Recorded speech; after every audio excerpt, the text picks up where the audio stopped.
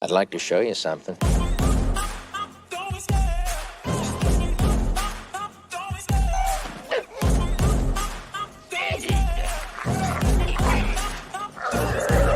love the chase and the hunt, and I set the pace when I'm running. I always take what I want, and I always give it 100. Don't need a bank, no, I'm funded. Play the game like it's nothing. I'm always thankful for something. Don't take for granted, stay humble. Now wake up!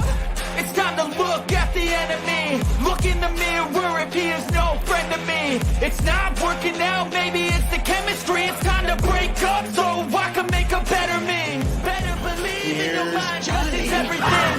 You can mold, shape, find almost anything. All it takes is some time and some clarity to find your identity. It's mind over everything.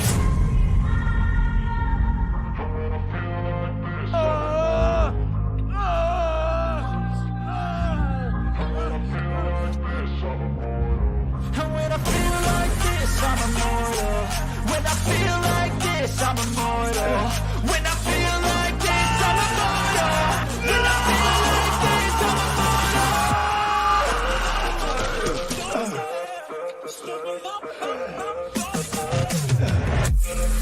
You have to ask yourself one question. Do I feel lucky?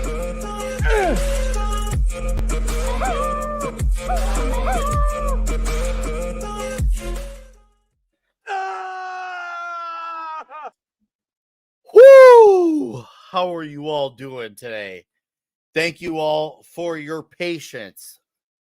That was scary. So, anyways, I'm gonna fill you all in on what just happened because everything about it was absolutely nuts. So, the show was about a few minutes from start, probably like less than 5 minutes from the proper start time of what would have been 8:30 Central Time. And me and Red Shirt were just, being guys, shooting the shit, talking. And then all of a sudden, I get booted out. I'm like, what's going on? And then all of a sudden, I go look and I see like my internet. So I'm like, I don't owe any bill or anything. There's no like outstanding bill I have. I double check just to make sure everything is fine. And I look at my internet. So I'm like, are you kidding me? Right when the show's about to damn start and the internet cuts out. So I call buddy Mark D with the sheet. See, shout out to Mark D. And we're talking. I'm like, dude, my internet's out. I'm like, worst comes worst. So we'll let you guys just keep the show going on this channel without me. I'll hang out in the comments in the chat. We'll figure this out. But then I originally did we use a pin or button to restart the router and nothing happened.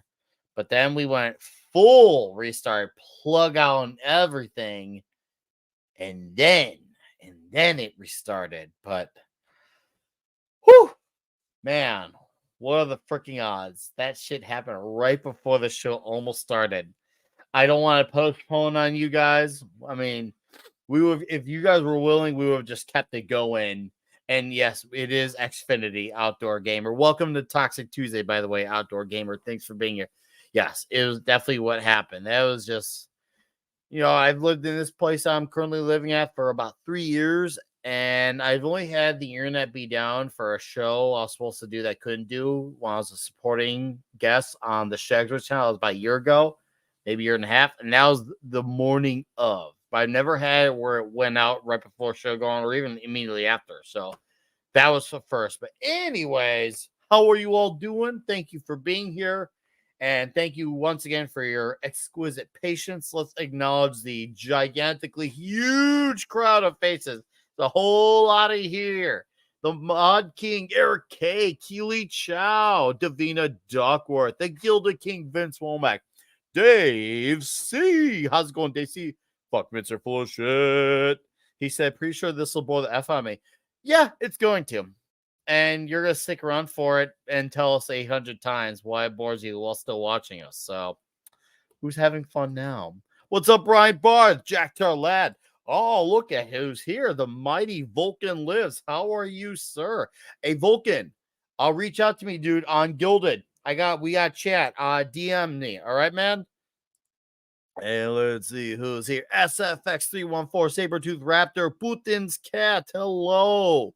You guys are coming in droves. I love it. Who else is here? Juggalo Deathcock. What's up, Juggalo? Remember what's your dude? I remembered. My computer didn't. March 47. Welcome, sir. B.O.J.'s Helicopter Tours. Congo Kids Club. The lovely Sherry. Hello. Dog Viewer. Outdoor Gamer. Once again, welcome to Toxic Tuesday. Phoenix Night 08. Hey, Kendon Bronner, how's it going? And then Christian Delorme, how's it going, dude? What comes in with a Canadian $2 says, huge 69 Slayer. Thank you, Christian. And I think that is everyone. No. The Peter Vacant fan site. Hello, Animal Confuser. Oh, yeah. Oh, and Kendon Bronner's been a member for 4 months. Thank you for being a member. All right. Let's bring in some of the dudes here. We'll start off with the man who helps make the show be as great as it is. Mark. Oh, thank you, Nick. That was wild, dude. That was wild. I mean, that happened. I was saying on Commando. It's like the worst feeling in the world, especially you're hosting the show. I was just a guest. I'm a guest for that one.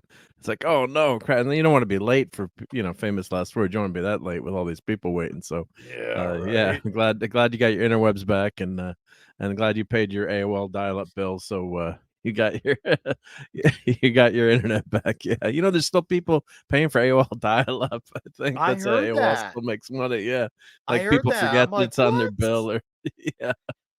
So just when you thought you had it bad, you remember someone out there still has AOL.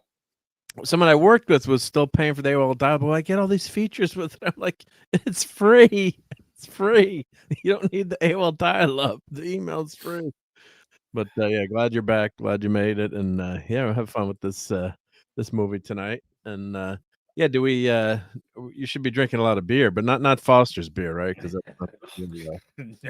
No, none of that pea water type of stuff. None of that pea water type of stuff. But Mark, thank you for being here, and thanks for bearing with me through that last minute madness. That was weird, but we got through it. The phone rang. I was like, "Oh no, what happened?" Oh God! You knew if I had to call you right before it should go because I was late getting there. But yeah, so we'll have fun tonight. Tonight.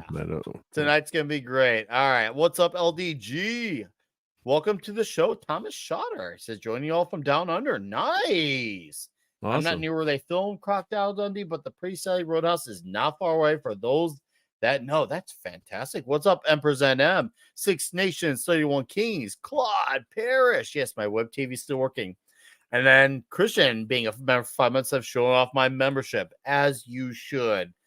As you should, man. That's what's up. All right, let's bring in the red shirt himself. How's it going, Justin, our red shirt? That was a way to get things started for the evening. That's one hell of a way to get things started, Nick. Oh man, I'm good. I am happy to be here. And this is a movie that I am about to order along with the sequel to it, because I was reminded today I like this movie way too much not to own it on Blu-ray. So it's going to be coming in the very, very near future. So this will be fun. No, hey, thanks for being here, man. Well, let's make tonight fun, all right? Despite how everything can go wrong. It's kind of like being in a band. Everything can be good, and you think all instruments are in tune, all the drums are in place, you check the mics, and yet something still somehow goes wrong. It's just Yep. It's kind of like your drummer spontaneously combusts. Yep, something always just comes up, and you know what? Life goes on. That's what would have happened. It would have been kind of like the band without the vocalist tonight, basically. You guys would have been the vocals, basically. You all would have been the vocals on the panel. So, but hey, we got through it, man. Happy to have you here. Happy to talk about this movie with you. And then, of course, Mr. Dick's Division himself, the man with the hands. And yes, we all have hands, but this man has hands. How's it going, Handy Bruce? It is going fantastic. How's everyone tonight? We're doing, Bruce, man. How are you? Dude. So I watched this movie today, and I have to say I've got some thoughts.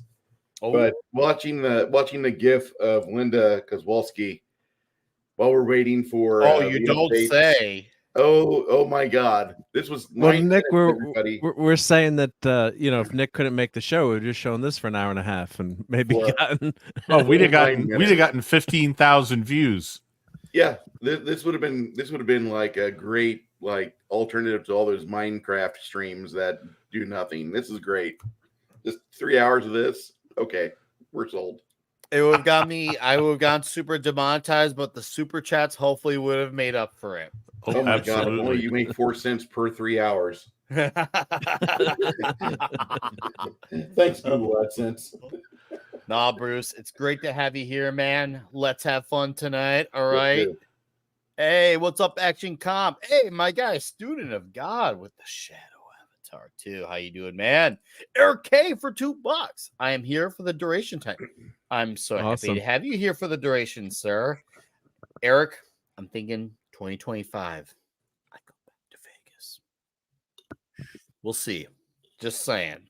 If that happens, we got to hang out, man. Hang we shall.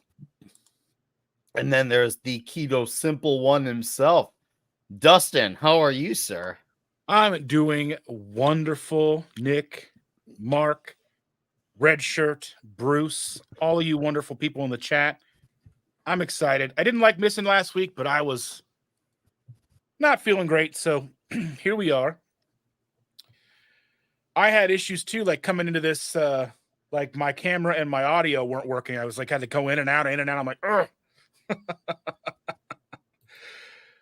Oh, how are you guys doing tonight? You guys ready to come? Oh, we're gonna come. We arrived. We are going to come. Now we're ready to come. Oh, we got to talk about the bush tonight.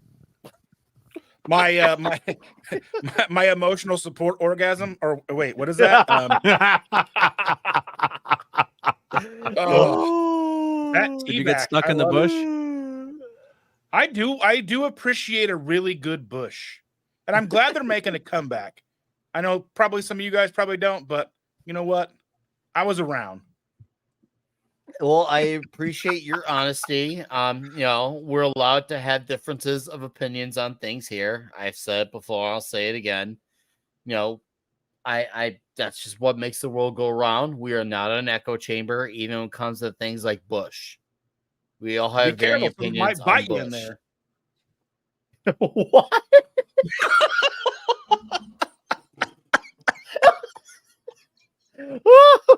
You gotta be careful; it'll bite you. You'll never get away. Watch out for those crabs. Oh, it's Andy Well- Randy. I was. Well, I got to say, it saves on dental floss. You need tweezers to get them out of your teeth. All right. Well, you know, there's plenty of time for that. Yeah. Tom will probably be here when Tom's here. 70s will not be here tonight. I don't think we're at Backdoor Geary, but we do have a very fantastic guest who's going to be here regardless of those fine gentlemen's appearances. Welcome to Toxic Tuesday, Price of Reason. It's about time this happened. Yeah, I feel like we've been talking about it for a while, but I'm so happy to finally be here. I love what you do here. Oh, thank you. We have a great crew, and well, I don't think you're just gonna be here for the show. I think you're also gonna equally survive the show as well. You might need to take a shower after this. Okay. You might have to really think about what you've done in your life. I think they say for Catholics you might have to go to confession after this one. But it seems like you're very well versed on what goes on around here, and it seems like you're ready for the survival. So I'm ready. I have no problem. All right. You hear that, guys? Price is gonna make this beautifully huge tonight. I like it. Well, thanks for joining us, sir. It's gonna be fun tonight. Mark, do we have the track set? And also, yeah. Let me a little bit. Yep. This is the perfect. This might actually help because all my Rambo videos have gotten hit so hard. This is actually gonna make the difference tonight. So this piece is gonna. Piece of what? No, this layout here, is gonna help with probably hopefully help me with my channel because Rambo the Rambo Toxic Tuesdays I have gotten hit hard and then some with those ones. Long and hard. Oh, you can also put that one up too. Let's just say there was ramifications. Uh-huh. Yeah, ramifications. because of said actions on Rambo. Why did freedom pop in for a reason? What? I don't understand that comment. We're all about the freedom here, and we're all about reason. And you know what? There is a price to reason as well. Well, of course, Mark, you know, he has That's my screen background. Yeah. Good Definitely thing no one comes into my office. It'd be like, accident. No, Dad, no, what's on your screen? It's a Yep. full moon. What's up, your Muslim uncle? How you doing, man? Oh man, Crocodile Dundee. Yeah, this has been one that's been requested actually a bit, and I've had people since probably during the 20s, the episode 20s ish, when people were requesting this one way back when. And this one obviously came out in 1986, and it was the second biggest movie of the year. And there's only one other movie in the States that was bigger than that one. And you know what that movie one was? Chat, which movie is bigger than Crocodile Dundee in the States? I'm sure this should be an easy answer. We'll do a little quick trivia for our chat. What movie was bigger than Crocodile Dundee? It was the only movie to exceed it box office. Remember, this isn't about your personal preference. This is about the movie that had the higher domestic gross. Hey, I see Care Bears, Aliens. Yeah. Aliens is great though. Nope, no one's good. Come on, and don't you can easily look at box office mojo, but I want to see what you guys know without the help, man. What is the one? No one's got going once, going twice. Nope, definitely not. That's just Masters of the Universe. There you go, Brian Barth guy. Yep, Top Gun. Top Gun was the biggest one of 86. It was the volleyball scene, man. It was a volleyball scene. It changed everything. It did. I mean, how can it not be a thing? It was Top Gun. So yeah, second biggest movie of the year, 1986, and also pretty much one of the things that brought I guess you could say Aussie movies to the American mainstream Wait a minute. That means that Tom Cruise's sweaty torso put more butts in seats than Linda Kozlowski's butt. I'm sorry. I want a recount on that. I want an audit. Look at that, 176 to 116. It's still really impressive considering that Top Gun still had Tom Cruise. It was more of an American production, probably higher budget. Oh yeah, all things considered. Yeah, I agree, Price. That's another thing we have to remember, because Top Gun was like Americana 101 back in the mid 80s. I mean, that was like one of the cultural things of the 80s, the biggest American cultural things. And then you had Crocodile Dundee once again, which was the Aussie thing. Yeah, and look at this list here. I'm like, we haven't done Back to School yet, have we?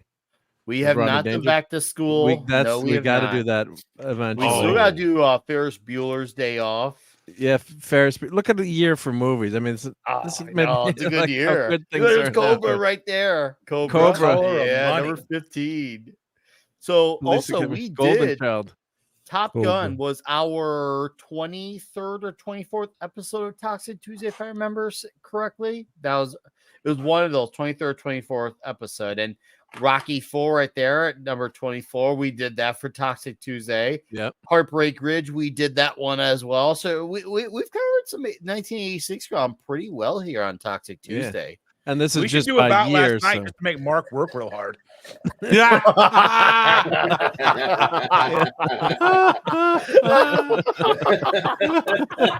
crap!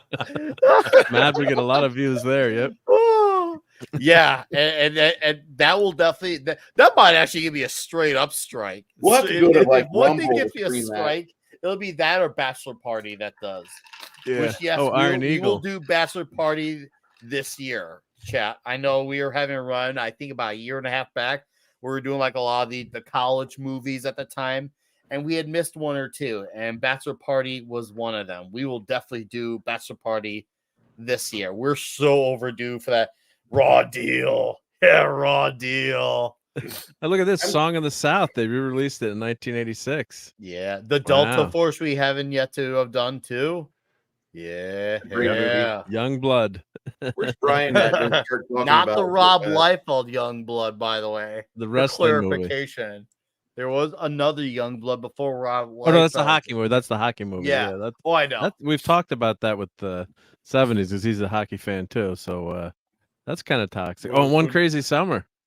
He needs a that's- book. No 70s. If you're out there listening, there was no book for this Youngblood. There was no book for it.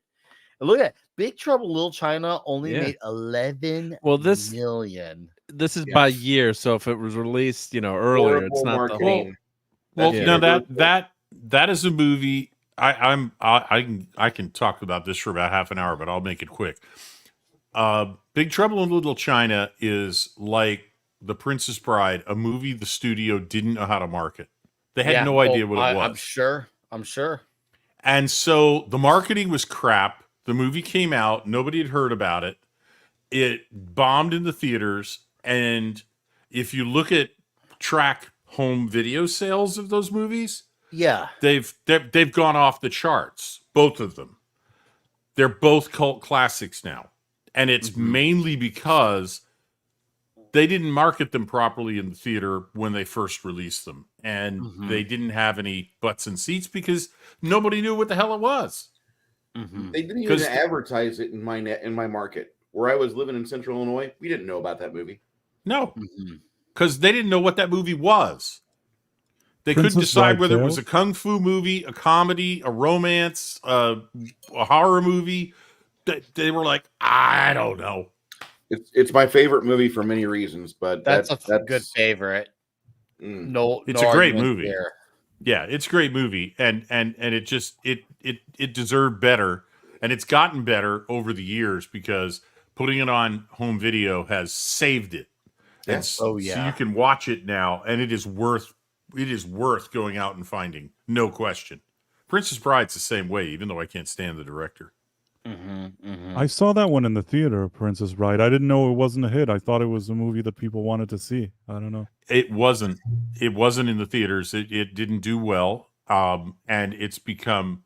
Mandy Patinkin actually said that they didn't have any idea at the time that they were making this generation's Wizard of Oz, which isn't too much hyperbole. I think that's good that it was like that. I mean, not that we should go into too much longer because we'll talk about the movie, but I'll add to your point because you got a lot of the things that when it comes to movies that become like a big cultural generational thing, they're more of a thing that most of the time that just happen. You can't really say this needs to be the same because ultimately it's up to the audience to decide that. The market's going to be the judge of that. Like, studios to some extent have always wanted to try to get certain things to be the thing or the next big thing or this generation's that. And you can get that to a point, but at the end of the day, the audience is going to decide if that's going to be the thing that sticks or not. Yes. So, and yes, let's get to our flick. And Tom said that Crocodile Dundee was a tax dodge. Well, taxes are bullshit. So if that was the case, good. Not that I don't know, talking corrupt Hollywood defending them for anything, but if there's one thing I'll cut them some slack on, I'll cut them slack on taxes. Not to turn this into a libertarian show because this is a movie show. And yes, I do welcome people from all political walks here, all of them, genuinely speaking. But yes, good move. Hogan was in big trouble with there's truth Australia for. Oh, I for, heard about that. tax Yeah, stuff. did he Yeah. owe like $20 million? Well, they effed him over, I think. So I think he won the case, but they finally settled. He did win and the it was like- case. Yeah, I know he won Yeah. the case, but I think they were trying to charge him for like 20-something million bucks. Something I think really it was like major. 150 million. Oh wow! Oh my! Yeah, because I think he was the primary backer of this movie, and they went after him on what they claimed were the profits of the movie rather than the Hollywood accounting profits. Yeah, well, no And- one makes money in Hollywood, right? If you're Right. if, No, if nobody they- does. If someone owes you a gross on a movie, right, or the profits, don't ask for the profits. Got to cut of the gross, right? Right.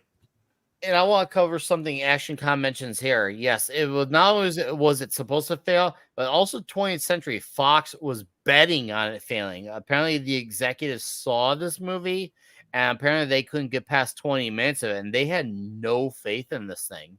And once again, that just furthers that point we were just talking about with what was the movie we were just previously talking about, Princess Bride. The audience decides what is and what isn't going to be the thing that sticks around.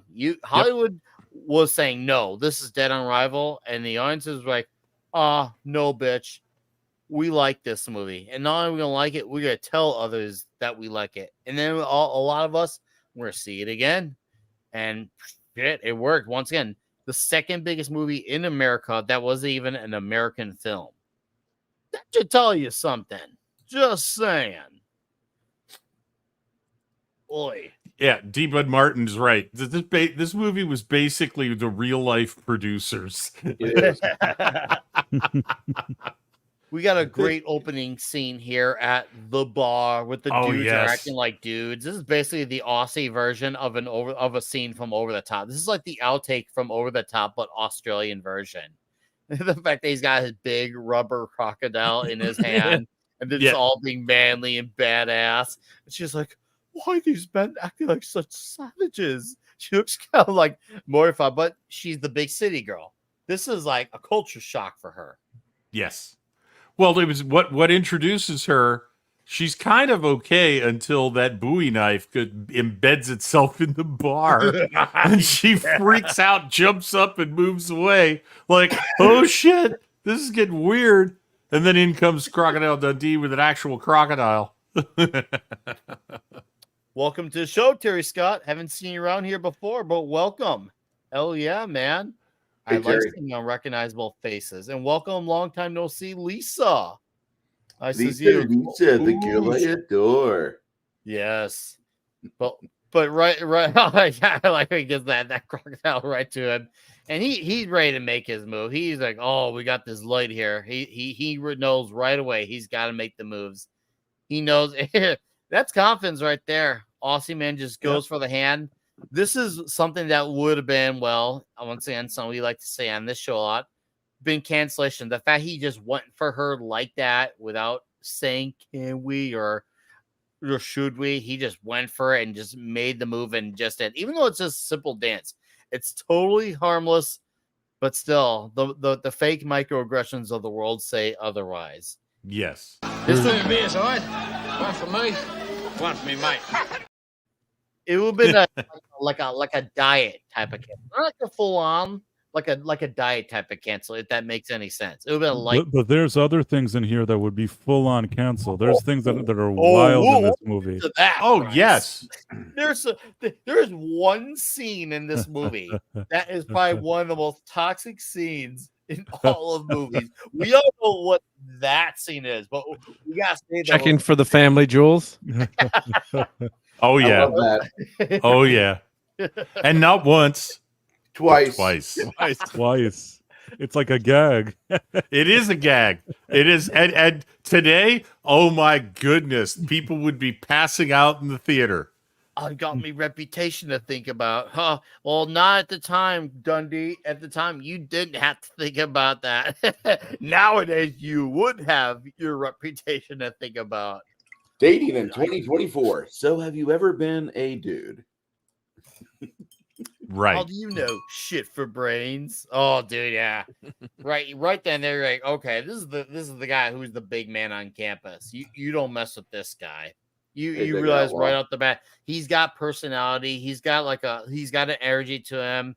He's everywhere, like all over the place. Obviously, he claims to go right away. This is basically he's the Ric Flair of the room. He's the man. He's the woo factor. You ain't gonna get more Flair of any other man in that room. He whoops ass. He tosses a crocodile. He gets a girl. Come on. That is a brilliant lead for a movie that came out in the 80s. Oh, wait, that's exactly what happened. A brilliant lead in the 80s. Don't come back me neither.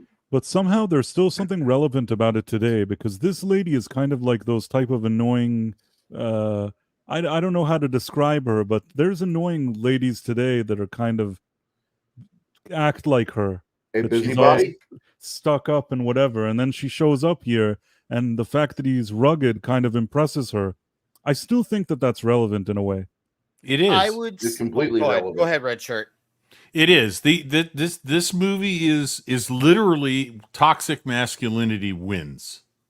That's the moral of this story. Toxic masculinity wins. It's a good. I mean, at moral. one point she says, I don't want to pry, and or something like that. And he says, well, you're a woman and you're a journalist, which makes you the world's biggest busybody. Don't worry about it. I love it. Yeah. I That was a mean, great line. he's already figured her out. She's trying to figure him out. And Yeah. you know, she's got some moves, she's got some skills, which hopefully we'll have a screenshot of, because that cracked me up the first time I saw it when he says, oh, that's the dangerous end. And she just about shoots his toes off. Get there. I could see where you're coming from, Price. I mean, yeah, in that way, it is relevant because you have a lady who has no, let's just say, it's from what we're perceiving here, no out of city life experience. She's used to the big stage. She's used to the giant crowds. I guess she's used to everything kind of just being there. She's used to the language as well. Also, there's a lot more of an independence. She's to a things. feminist. Well, there's that too. Yeah, she's a feminist too. She's an activist too, which is fine because she's supposed to be a journalist too. Funny how that turned out today. Nowadays, they're straight up activists. What a surprise. I know. However, she was at least trying to tell a story, but you even see that's kind of how she leads her conversations. When they're the first time they're actually like hanging out, spend the night platonically. She's just like, oh, what do you think about this? What do you think about that? Oh, but everyone's got to have a voice. And she's surprised that this guy is just in his own other world, kind of just staying in his lane because he's focusing on his life, his independence. Yeah. This is a great, in terms of story, and somebody's going to be able to explain this better than I can. But this is the flip into page thing where when she shows up in Australia, he's at home and she is out of her element. When they go back to New York, she's at home and is perfectly able to navigate all of the pitfalls of New York, a big city. And he is out of his element. But It's even with him double fish out of the water. Yes. And the thing is, if you watch her, while, yes, there's one scene where he has to rescue her, there's a scene where a New York cop rescues Crocodile Dundee. Yep. Oh, and that's a fantastic scene. It's gives him his knife back. Yeah, and gives him his knife back. It is really actually very equal here. They come to realize by the end of the movie, we'll get there. I don't want to give it all away. Yeah. But they are at home in their own place. Boosh. And they are not completely incompetent in the other place. And this thing, this is the water buffalo whisperer right here. Oh, yeah, he can handle himself pretty well in the bush. No, we handle ourselves pretty well up here in the bush, miss. Oh, I don't think this movie's got toxic masculinity in it. I think this movie is a movie that has a man in it. And it's a movie of a woman's discovery of what men are actually like. Because when she goes to Australia, she's never had to be out of her element. And everybody in New York in the 1980s is starting the horrible, unstoppable trend where men must verify women and kiss their ass and say how pretty you are and how good you are, blah, blah, blah. The soy was getting real. Is what in the 1980s, it started there. And then she goes to Australia and meets what a real man is. He's a protector. He's in tune with nature. He throws down when he wants to, when he needs to. He's able to throw down. And it's sad because she's never seen this, never been exposed to it. And part of her womanhood is opened up to it. She gives this guy a kid later in life. And he wrote this script. Yep. But this movie is not about Mick. This movie's about her. This film is completely about her because really, if it's just about Paul Dundee, it'd be any one of our days in the life of any of us men on the panel because we do shit that's fucking masculine every fucking day. We get our hands dirty. We fucking change tires. We get our fucking hands bathed in oil and hydraulic fluid. I play with fucking septic and grease. This is a casual Tuesday. But for her, this is vacation into the danger zone. And my God, she fucking loves it. She loves having a man around, and she wants to have more of it. And so she invites him to New York. Yeah, it's Linda. It's a wake-up call for her. In many ways. She forgets about her boyfriend completely. Oh, yeah. You don't think she has a boyfriend? What else is she wearing? What kind of shirt? Is this like a Madonna style shirt from the 80s? That was like a weird ass shirt that she's wearing there. But yeah, she's definitely, you got a great point. Yeah, she's definitely enthralled by his masculinity, which today would be called toxic. Exactly. That was my point. It's not toxic. It's just what would be called toxic. To her, 40 years later. Toxicity. To us, it's just regular men being men. Is what we're Of course, all summing up.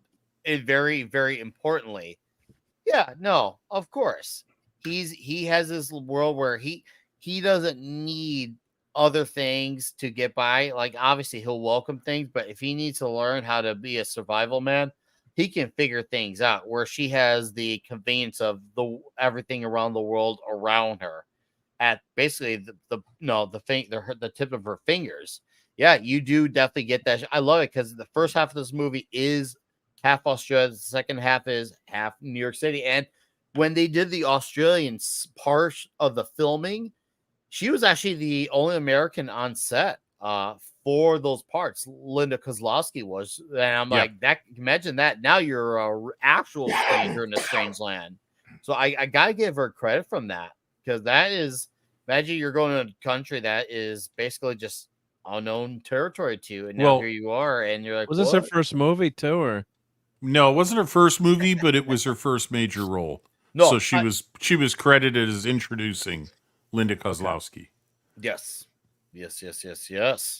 No, it was a big deal for her to go out here and apparently they had to stay in a hut. Apparently the hut was not all that great, but she stuck out. Hey, I respect her work ethic because unlike people who go to a green screen and sit in a room studio where everything is comfy. Wait. You were out here hunting crocodiles and that? Now, that'd be illegal. I was just fishing. He never admits anything. He knows she's a journalist. He's like, I'm not admitting anything. Even though he also, like her, hasn't been outside his bubble as well, because he's in a bit of a bubble too. Oh God, yeah. He at least has a surface level knowledge of what maybe a big city type is like. Even though he's never been there, it's clear he has at least a surface level idea of what the average big city American is like. So clearly he's not that oblivious, where she's not just oblivious to the culture around her, but to the personality as well. At least he has personality awareness. She also doesn't realize that most of the animals in Australia are intent on killing you. And she starts to find that out with the snake that he grabs, the crocodile that grabs a hold of her canteen. She starts to realize there are things out here that want to kill me. Well, which, in New York is a mugger. That's the biggest thing she has to worry about in her life is being mugged. And then she comes here and it's like everything is after me. Yeah. Everything. Well, these lines here, right? We hear the whole thing about, giving animals a choice, which, hey, if you're a vegan and listen to the show, hey, you're welcome here. But there are definitely ones who like to use giving the animals a choice. Well, guess what? If a lion sees one of us about 9.5 times out of 10, the lion's going to eat us. That's me included. Oh, yeah. If I ever somehow get by unscathed from a lion, that's a miracle. You would taste too much like pizza, Nick, so they might not like you. So that might be all the more reason he want to eat me. Hey, it might be a pizza-loving lion. Nick would be screwed. I might be the reason he converts to human food because this human smells like food that smells good. Okay, I guess Nick is going to have to die tonight. So, Nick tastes better than most humans. Yeah. This Nick guy. This guy eats so much pizza. I swear, I think think I ate an actual pizza eating Nick because it's almost like he's I tasted some crust there. Ooh, oh, that was a skin. Oh, see his skin tasted like crust. I don't know. So yeah, eat me pizza Nick. I don't know how this conversation evolved into me being turned into pizza getting eaten by a lion.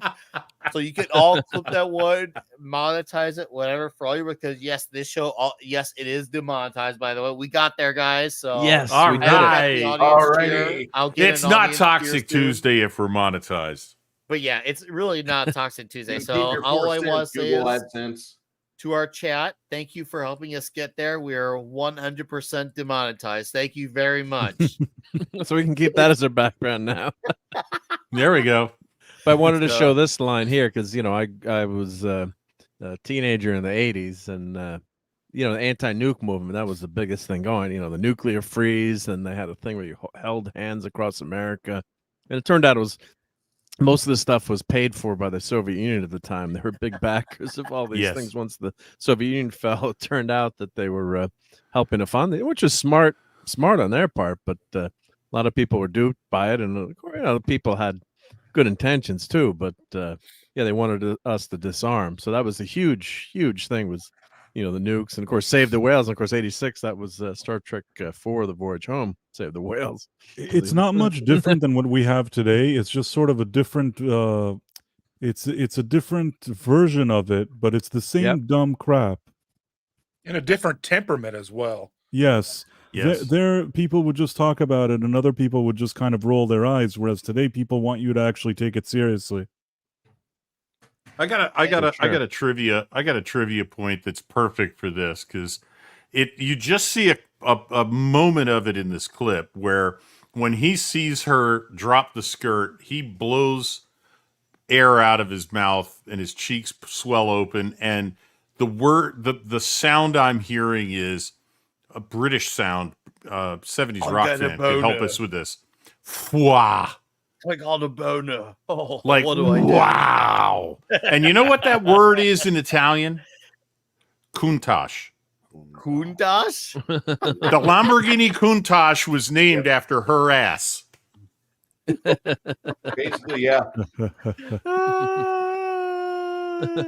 Even though that's from the 70s, I know.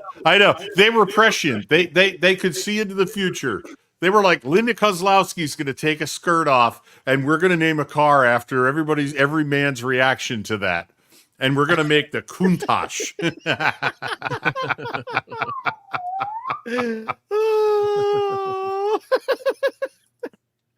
No. Nick, you ever seen a Countach? Countach. I would like a Countach to see. For my It's a viewing tight pleasure. fit, not very practical. Oh no, they're not. No. I had a Testarossa almost run over my feet once. Oh, damn, dude. That Yeah, I was brutal. at a crosswalk, and I wished I'd had something to throw at it. Oh, jeez, man. Might as well get run over in style. Don't get hit by Well, a U-boat or some shit. let me put it this way: getting run over by a Mini and getting run over by a Ferrari, pretty much the same thing. I'm going to limp for the rest of my life. We could jump over the Ferrari a little bit easier. A little bit. Brian You'd Bark land on can't- the other side, though. It was so goddamn wide. To answer your question, Brian, no, Mr. Paul Hogan was not a one-hit wonder because he had his own show. And that was actually what put him on the Aussie map before he got over to the American big time map. So, yeah, he may have not had the most amount of hits in the world. I'd say that's definitely irrefutable. But that was definitely one of the things that set him up for the big time, per se. And then Pinochet's helicopter tours for $5 says, in Australia, the things that eat humans or want to hunt them for food, the humans ratio is 7-1. I think Australia has 3 of world's 10 deadliest snakes. Pinochet's, I think you're being optimistic. I think it's closer to 8 or 9 of the world's 10 deadliest snakes. Gee. Oh. Yeah, I don't think it's a one-hit wonder because he got to marry Paula, right? Or Kowalski. So I don't know what to say. I know Pinochet, good guy. I know he knows his. Let's just say he knows his politics well, even though it's not a politics show.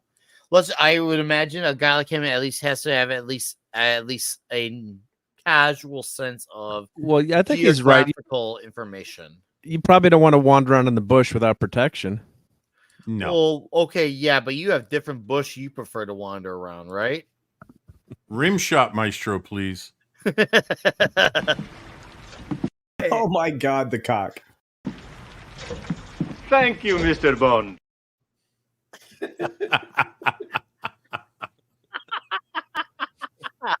guys aren't going to start sucking each other's dicks, are you?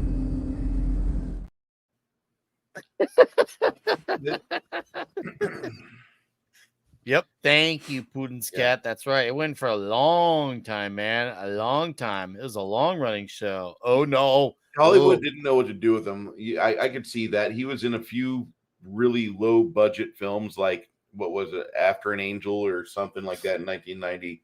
But his claim to fame is a Crocodile Dundee stuff. And absolutely. Brian, I did not know that, but you know what? Granted, I know crossover is becoming like the cliche thing, the overused thing now. I actually thought about that crossover back when I was a teenager, before I even knew that was a thing that was being up for consideration. It made me think, how come that never happened? It just sounded like two towels that kind of like felt like they went together, like a yin and yang thing. So yeah, I remember being surprised that, hey, how come that didn't happen? Because that actually to me made sense. That was way before crossovers were becoming this dominant thing across the market, for where everyone needs a universe and a crossover sorts. If they had put Crocodile Dundee and Axel Foley into Beverly Hills, the Beverly Hills Police Department would have lost their collective minds. Oh, of course he would have lost their collective minds. A little bit entertaining as fuck. Oh yeah. Very nuts. Very entertaining as fuck to have seen that. I would have eaten it up, man. For real. I've been all about, but dude, I love the scene where she wakes up in the middle of the night, and obviously guys are going around shooting and unfortunately killing a few kangaroos. And our boy here, Mick, he just shoots right back at the guys. And then, of course, he goes right into shaving with a razor, shaving with a knife. Yeah, he's smart, right? But that's cool because he's trying to make an impression on her. He kind of likes her, which it's nice that they at least have that little thing that they show. Exactly. I like you so much. I cut myself with a knife after I use a razor. Right. Yeah. He when he sees her coming, he switches from the razor, tucks it in his pants, and switches to his Bowie knife. And I just, Mrs. Redshirt cracked up at that. It's like, too late. Yep. What's a shitty girl like you? You won last 5 minutes, love. This is the beginning of my terrible Aussie impression. So you guys This are is a welcome man's to country do it. out here. Well, he's not wrong. No, Who's he's Mr. not. Grant But Gregory when we meet him? she's a liberated woman, an independent woman, and as we're about to see, she knows something about firearms. So she says, "See you there this afternoon." He goes, "Hey, if you're gonna go, take the gun with you. Fire a couple of rounds in the air if you get into trouble." To be fair, if we're going to do one thing here, I actually see that as a thing that would make sense. I mean, mugging was a thing way back when, undeniably so, wrongfully, of course. And I can imagine at least a few women at least carried a gun, at least to have some measure of defense, because crime was awful in the 70s and 80s in New York City too. It was. So it made sense for her to have that. But you missed one of the best pairs of lines. Okay, here we go. That's the danger is in.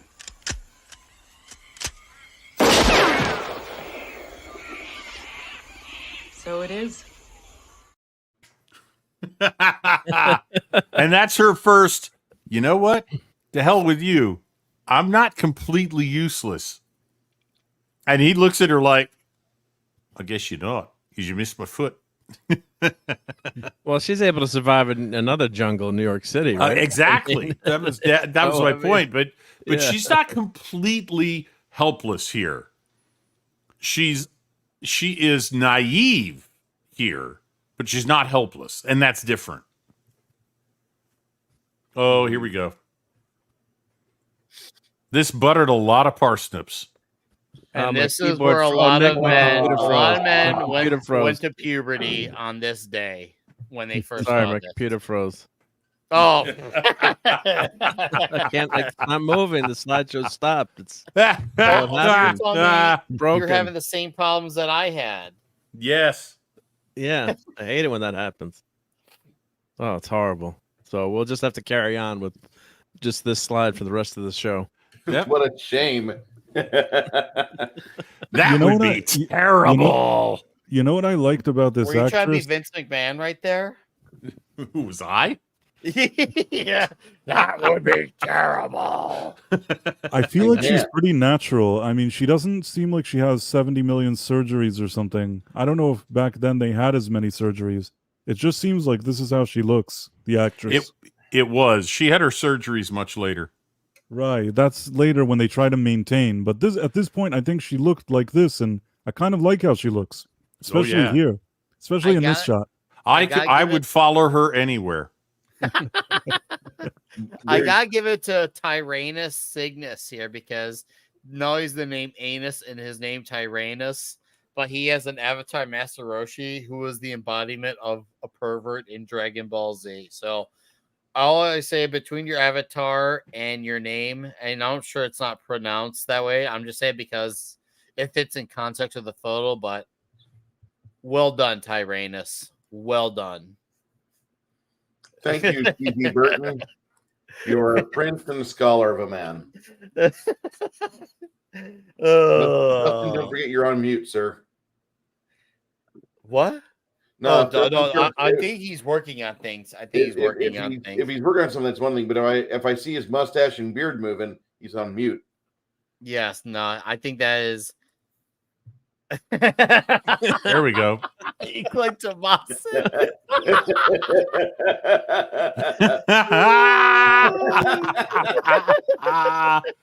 Oh, You know what, Clay Tomasin? I think I just saw something over there. You have the biggest dick I've ever seen on a man. See, even Dolph Lundgren is wowed away by you. oh. Even Dolph was just like, wow, that man is bigger than me. That Clay Tomasin guy from the YouTube chat. Didn't one of you guys say before the show that this scene almost got this movie an R rating? I know what got this movie almost an R rating as far as America goes was actually some of the language. I will highlight one of the scenes later. Now, there could be more to it that I could be unaware, but I do know one of the key scenes that was changed slightly and was actually one of the difference makers as far as language is concerned. I'll highlight it later. I know exactly which scene it was, but I do know as far as language goes, in general speaking, that was one of the things that changed it. Believe it or not. Not the scene, but the language. Okay. Well, I got to recite some lines from a scene that comes soon after this because my favorite exchange of the movie. And she's about to get a rude awakening. Oh, boy, is she. Now, obviously, Mick is enjoying the sightseeing, and then he gets to be a hero right after this. But yeah, she gets it. And for those who are not in the know, the Crocky that is, well, he's feeling very bitey today. That is a mechanical one. But I'll tell you what, man. When I first saw it, I actually thought it looked pretty damn good. I still think it looks pretty good compared to some of the rubber ones you see in here, which are very obviously rubbery. But this mechanical one operates damn well. It really makes you feel like, oh shit. Was it real Crocs? Live and let die. Whoa. Go ahead one at a time. Sorry.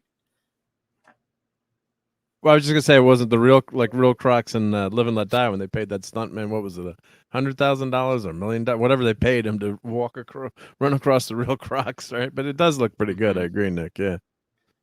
Yeah, Looks a hell of a lot better than the shark in Jaws. That's for sure. I was just about to mention Bruce and how this kind of being told it's a mechanical crocodile. I'm like, wow, they came a long way within like 11 years. That's awesome. Yep.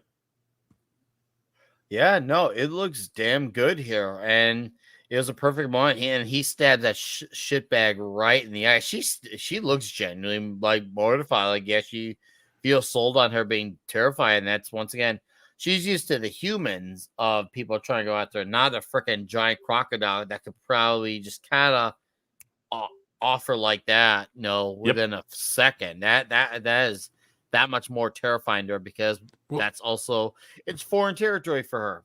It's foreign territory. This is where she comes to the realization that she's not in New York anymore. That all of her experience, all of her bravery, all of her bravado, her expert language skills aren't going to do her a damn bit of good when a crocodile is bitten down on her canteen and is trying to drag her into the water. Mm-hmm. And that's an epiphany for her. This is not that to use the trite phrase. She realizes she's not in Kansas anymore, Toto. But there's two things she realizes. One, that she's not in Kansas, and two, that men that are manly are appealing. Yes. She realizes, wow, this guy is a man who can not only save me from the mugging equivalent of what would be happening to say, except for her, it's his giant crocodile, but look how badass he is and looks when he does all the deeds. And well, shit, he does look badass. And come on. Also, I've been highlighting this for a while, so I'll finally acknowledge it. Eric K's America for 2 months. I cannot see Yahoo Serious in this role. I think he would have made a great female reporter. There was the question from Bryant Barth, was Paul Hogan a one-hit wonder? Oh, I addressed it earlier. I responded with, he wasn't no Yahoo Serious. Yahoo Serious was literally the one-hit wonder. I don't remember anything else he did. Well, than Young Einstein. Mm-hmm. Right. All right. So, and then we got Mr. Gramcast for $1.99, who will also be a guest next week. Says for $1.99, 70s Bush, 80s ass, 90s knockers. The perfect lady, he says. Yeah. Thank you for the $1.99, Gramcast. Well said. Thank you for your $1.99, sir. And whenever he grabs her for the hug after that attack, that's probably the best thing he could do, because she could have gone into shock, and the warm body that he provides, giving her that embrace, that probably does her a lot of good, because I think she was getting ready to hit it. The way that script is set up, the way she perfectly reacts, I was convinced that she was actually looking at the jaws of death. I also started to realize, wow, my boyfriend back home is quite the loser. He's like a who the her. Hey, welcome, Soy-based Jeremy. I love that. What are you doing sneaking around when I'm rendering first aid to a lady? Oh, was that what you were doing? I'm on my way to a corroboree over at the Jabba. Oh my God! Thank you, Parrot Head. What do you do? I'm going to put it in your Gilded in just a second, sir. All right, send down the Gilded DMs. Yes, sir. No, it's more than just a hug. We all know how that goes. We all know all too well how that goes. That's why every night it was a bit closer. First they were sleeping completely separate. Reed puts his hand on his face, and then all of a sudden it became the eyeing at, hey, he's still up type of look.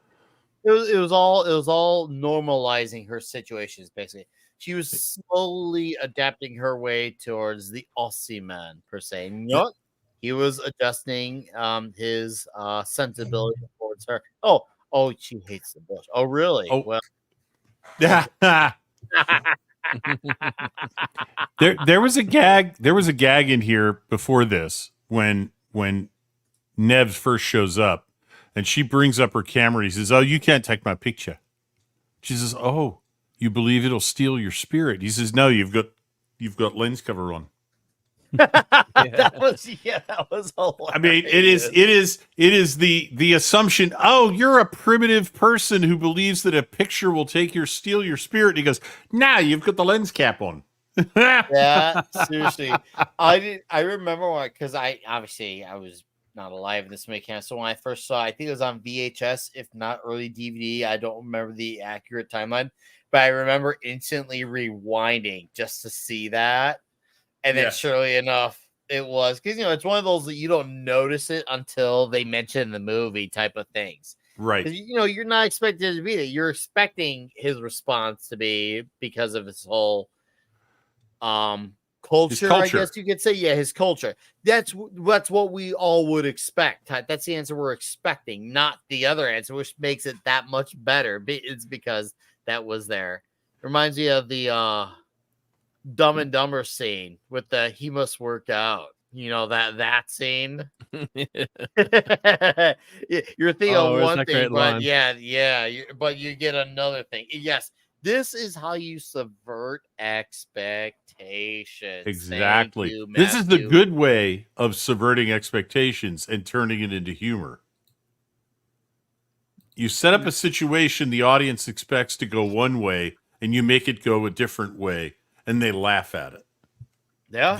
That's I knew Mad wouldn't like that. I can hear Mad already calling my phone, and he's probably angry. He's probably DMing all of us going, you bastards. No. I'm sure Handy Randy's probably already calling mom. I mean, he's calling dad. Sorry. Yeah. Oh, the other one that was at night after the crocodile attack. I gotta recite this. She's getting ready to go to bed. She's zipped up in her sleeping bag. He's lying down, and she says, "That croc was going to eat me alive." And he takes his hat and he starts to put it over his face. He says, "Well, I wouldn't hold that against him." Same thought crossed my mind once or twice. And that is one of my favorite lines from the movie, because it's like, I'm sorry. It's like, yeah, I know that was a shocking thing for you, but I howled when I saw that the first time. That's so funny, because she just gives him a wry smile and goes, "Good night, Mick." She can't say anything to that. There's no answer to that. One of those lines, even like when I first saw it, I didn't notice it for many years. After rewatching it, I was like, how did I miss that line? That is a brilliant line of dialogue. To me, I thought of it as more of, because when I saw it initially, I guess you could say early teens. Yeah. I just heard that line from the perspective of a crocodile being vicious and attacking, because that's what they're known to do. But then when I had the rewatch many moons later, I'm like, oh, dude, wow, that is freaking awesome. Because it's one of those things. There's a lot of great lines of super manliness that I didn't notice. Maybe it's just me being a teenager, not noticing a lot of things. But man, the rewatches in the 20s were far more beneficial than the teenage watches, just off the dialogue alone. Yeah. There's a lot of double entendres. Yeah.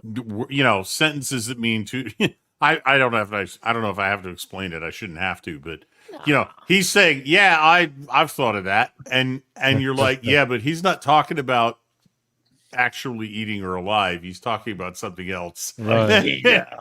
I just for manja. It's clever though. They put it in there cleverly that it's sort of the double entendre. It is, and it's really well written, and it goes right by. And Nick, you're right. Any young person watching it would probably miss exactly what he was trying to say. She doesn't, but she doesn't react strongly to it. She just kind of goes, "Oh, and then goes, 'Good night, Mick.'" Because he's already scored some points with her at this point, compared to her soy boyfriend. This guy ain't so bad, Right. Exactly. And he's scoring more and more points. He's definitely, flossing. Thank you, Juggalo. That was the word I was looking for. Juggalo always has the best line. You're stealing my joke, Juggalo. That's not cool. But yeah, And she Juice is has smart another and great she's point, too. learning. She She's is learning. And the thing understanding. is, if you look at both of them, each of them learns quickly in an alien environment. We're going to get to him in New York, and he adapts pretty quickly to New York. And as somebody who grew up in New Jersey and didn't like going to New York much, I'd say Crocodile Dundee adapted to New York better and faster than I ever did. I've never been a fan of the city, but he just, to him, it became home. I mean, he was a little bit out of, he was a little off kilter to most New Yorkers, Yeah. but they found it endearing. So Well, they didn't punish him for it. He was sincere. He was oblivious, but also sincere with all of his intentions, and also very literal. Yes. Whereas that he wasn't as aware of like figurative language, because there's a lot of that, and not even just big cities, but even in the burbs in the States. It's more of like an America thing. It's really big thing in America, figurative based language. Oh, Where everything is so literal, which I don't know how it's like around the other countries because I've never been there, but clearly he's not used to it. So from his perspective, it seems like things are very literal. Whereas he's learning things like, obviously we'll learn about the prostitutes and whatnot when they talk about having a good time. That he thinks about, oh, let's go see a movie, not not the good time type of good time. So I want to point out that. Go ahead. I'm sorry, Nick. No, before we go on, I want to point out his reaction to first seeing an escalator. Oh. I knew somebody who did not grow up in the middle of nowhere, who was constantly freaked out by escalators. Just couldn't figure out when to step on, couldn't figure out when to step off. I'm not kidding. I'm talking somebody who grew up in a city of 100,000 people, flew out of Logan Airport numerous times, and even as a middle-aged adult would approach a escalator and go, "Oh shit. Can I take the elevator? Have you ever seen him chop people up? I mean, sometimes they fail and chop people up. Too. I know, but yeah, I'm just saying for folks who are like, "Oh, what a rube, a crocodile." What a rube. He doesn't know how to walk down an escalator. I'm like, I know people who can't stand escalators. I hate revolving doors too. I never would go in a freaking revolving door. I'd rather go. Yes, Carl Winslow is in this movie. So Price, I feel like we've not gotten to hear enough from you, sir. So why don't you give your take on where we're at so far with this exquisite flick? Great. I mean, what this is a great part when he arrives in New York. By the way, this scene now that we're looking at also today would be considered offensive. I mean, that he kind of asks him, what tribe are you from? Even though we understand why he thinks that because of the Aborigine people and he has a different understanding of certain things, but I guarantee that today this would be considered non-PC and they'd remove it from they wouldn't allow it in the movie. Oh, you put it right back in. Oh, yeah. I can't agree more.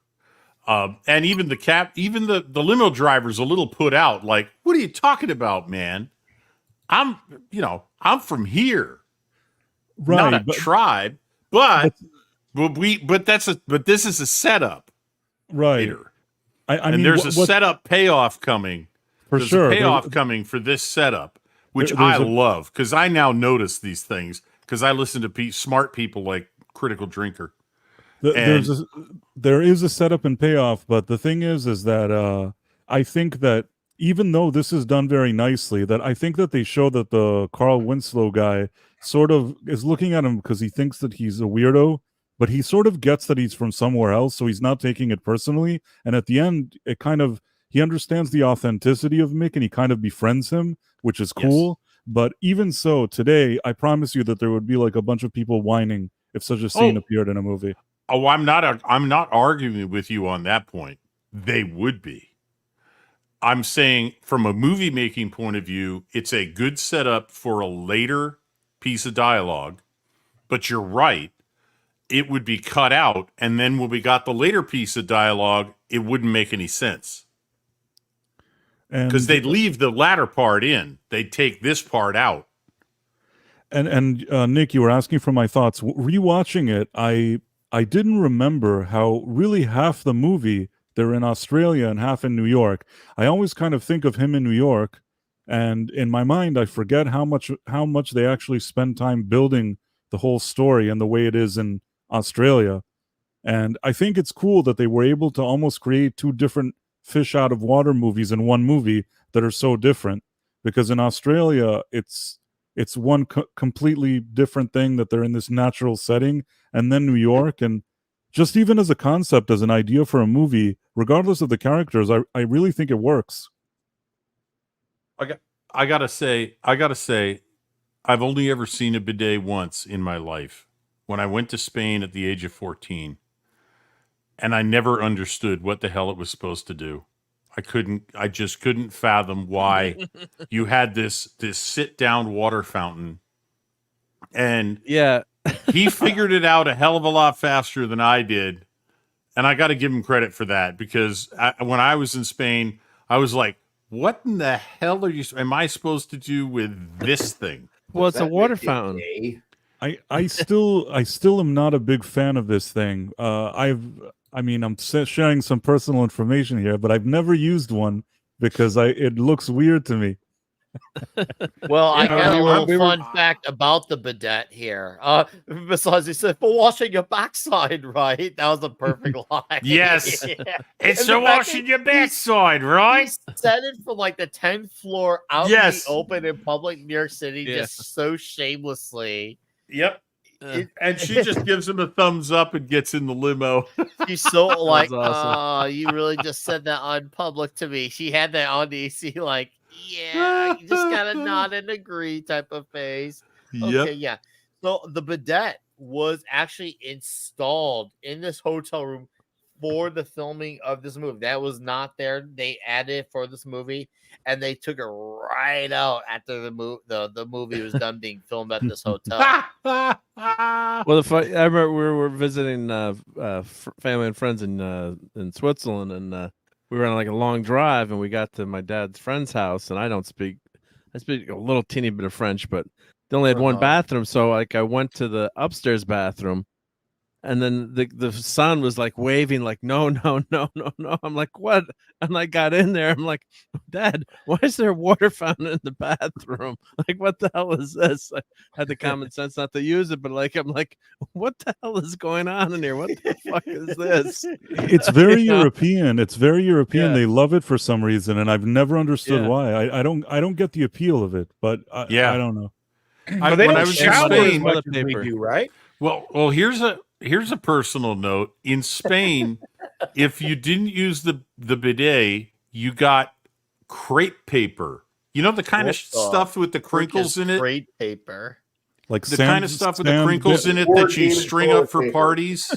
That was what passed for bathroom tissue in Spain when I was there in the 70s. And let me tell you, that crap almost convinced me to try the bidet. I see. Because it was like wiping with sandpaper. Right, I know what you mean. I know exactly the kind that you mean. But I mean, it makes sense because in a culture where they don't shower as much as we do, because most of us shower daily, right? Over there, they shower like every other day, but they wash up. So they're not washing their ass every day. So they're utilizing a bidet to keep their ass clean. Yeah, because we cut down on the paper usage.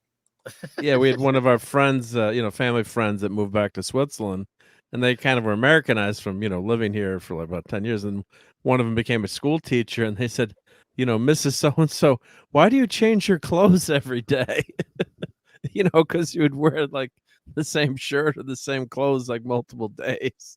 Now I think it's changed. We feel the uneasiness of wearing our clothes for 18 to 24 hours. These people, they have that one outfit on. And it's kind of like, whatever. It's cool. It'll be fine. It'll be fine. My accent is... the bush. Oh, she looked turned on by that. She was feeling the touch of that water, man. She's a smoke show in this movie. She really is. Not quite 30, looking like that, ready for babies. Hell yeah. Bryce, you hit on something because I've talked to people about this movie who hadn't watched it in a long time, and you're not the first who I've heard say about. I forgot when you said, "Oh man, I forgot how much of Australia is in this movie," and I think it's what happens when New York City is the thing that leaves you with the last impression before the movie finishes. Because for a lot of people who don't have not seen it in a long time, the last thing they remember is how the movie ended in New York at the train. So I guess that was just part of the lasting impression. It's also where a lot of the payoffs happen too, that a lot of people forget about the setup, because ultimately that's what it is. Australia is the setup. It sets up her character to realize, I like this guy who's totally my complete opposite. And then it's the payoff for him to come to New York City, learn the American way of life, and also finally have his true love story. And this is a little bit of Australia brought to New York right there. Yeah. Oh, dude. Oh, what a great moment. The fact he wailed on him. Laid him out. Beautifully, too. He said you hit him. I left my ass off in that part. And welcome to the show, me and my monkey. How are you? And thank you for being here. I love how I just love, we're getting a lot of different faces around here tonight. I love it. Normie the Navy too. Welcome. I think I saw you a little earlier, but acknowledging you now. He had a little too much to drink. I'm sure there's a little bit of truth in that, but we all know the real reason. I love this. He's warm and caring. I think I'm going to throw up. Dude. I was kind of disappointed we didn't see if he were throw up on Linda. That could have been oh great, I don't like this guy more. Okay, I want to be with the Aussie guy. That could definitely sped up her process of liking the Aussie man over the American, because it's this American guy can't even hold his liquor type of thing. They could have played with that angle, but obviously they didn't. Maybe, or who knows? Maybe they entertained it. And Linda's I don't want vomit on me. But by the way, a little bit of advice for everybody in the audience: don't ever go up against an Australian when you're drinking beer. They will drink you under the table, and if you're in Australia, tell them where what hotel you're staying at before you start that party, because they'll be very nice. And when you pass out on the floor, they'll pick you up, call you a cab, pour you into the cab, and send you to your hotel. Do not go up against Australians drinking beer. And by the way, don't ask me how I know that. English people also drink a lot. I was once up against some people from England, and they drink a lot too. Well, that would explain a lot about some guy on YouTube has almost 2 million subscribers. I think his name is the Critical Drinker. I mean, I know they say the phrase "it's always in the name," but I especially in recent years, I've always learned what's in the name isn't always accurate to what you get. But I think he still might be one of the modern examples of what's in the name is what you absolutely get. Just saying. Well, he's a Scotsman, so he drinks Scotch, not beer. And I've seen him pound some alcohol away when he's been on open bar. I think it was the one where he talked with Mark Miller for 2.5 hours. And I think I remember by the end, he even said straight up out loud, "Oh man, I am drunk." I'm like, if for the drinker saying he's drunk, he's got to be loaded. Yep. Because he doesn't really say that often. You'll see him pound away on drinks, getting by for the next 2 to 3 to 4 hours at a stream. But for him to say, "Oh man, I am drunk," I was like, oh boy. If that man is saying that, I can't imagine how he felt the next day or morning or evening, whatever it was, in his time zone after talking to Mr. Miller. I can't even imagine. Yeah. Oh, this is our first. Wild. This is one of our first utterly politically incorrect, totally unacceptable toxic scenes. Oh, yes. Mads, do we call this Mad Morgan's girlfriend or boyfriend? Boyfriend. Significant other. Coward. Literally. Dude looks like a lady. Dude, this is definitely canceled now. This is definitely one of the most toxic scenes in movie history ever. If you want to talk about what a quicker way to get canceled, And what's funny is that when he doesn't grab him for long. The tranny backs up. Just enough. Sorry, the transmission backs up, and everybody, if you notice, every single person in the bar is laughing hysterically. yes. They all find it hysterically funny. They should have been playing Lola by the Kinks in that bar. They should have. Yeah, exactly. You know, so when I first saw this scene, I think when I was a teenager, I remember thinking before he told her that was a man, I did have a hunch in my back of the head that something was off about that guy. Was it the chiseled chin? Because I thought, well, it wasn't even the height for me. It really wasn't the height, because I've had conversations with friends. Oh, you know, it's like, no, actually, it wasn't the height for me. It was exactly that, Bruce. Is the chin. Just some seemed like it had like the jawline and all. Mm-hmm. I was just like, man, something's off about it. And woman. And I'm thinking to myself, okay, what am I missing here? And then our man says the words, "That's a man." And I thought to myself, oh, yeah, where's my Austin Powers clip when I knew she's a man, baby? Yeah. Oh, dude, that's gotta be a Toxic Tuesday, at least the first one. And these two hookers, God, I love these ladies. Every girl in my high school had the girl in the right haircut. Yes.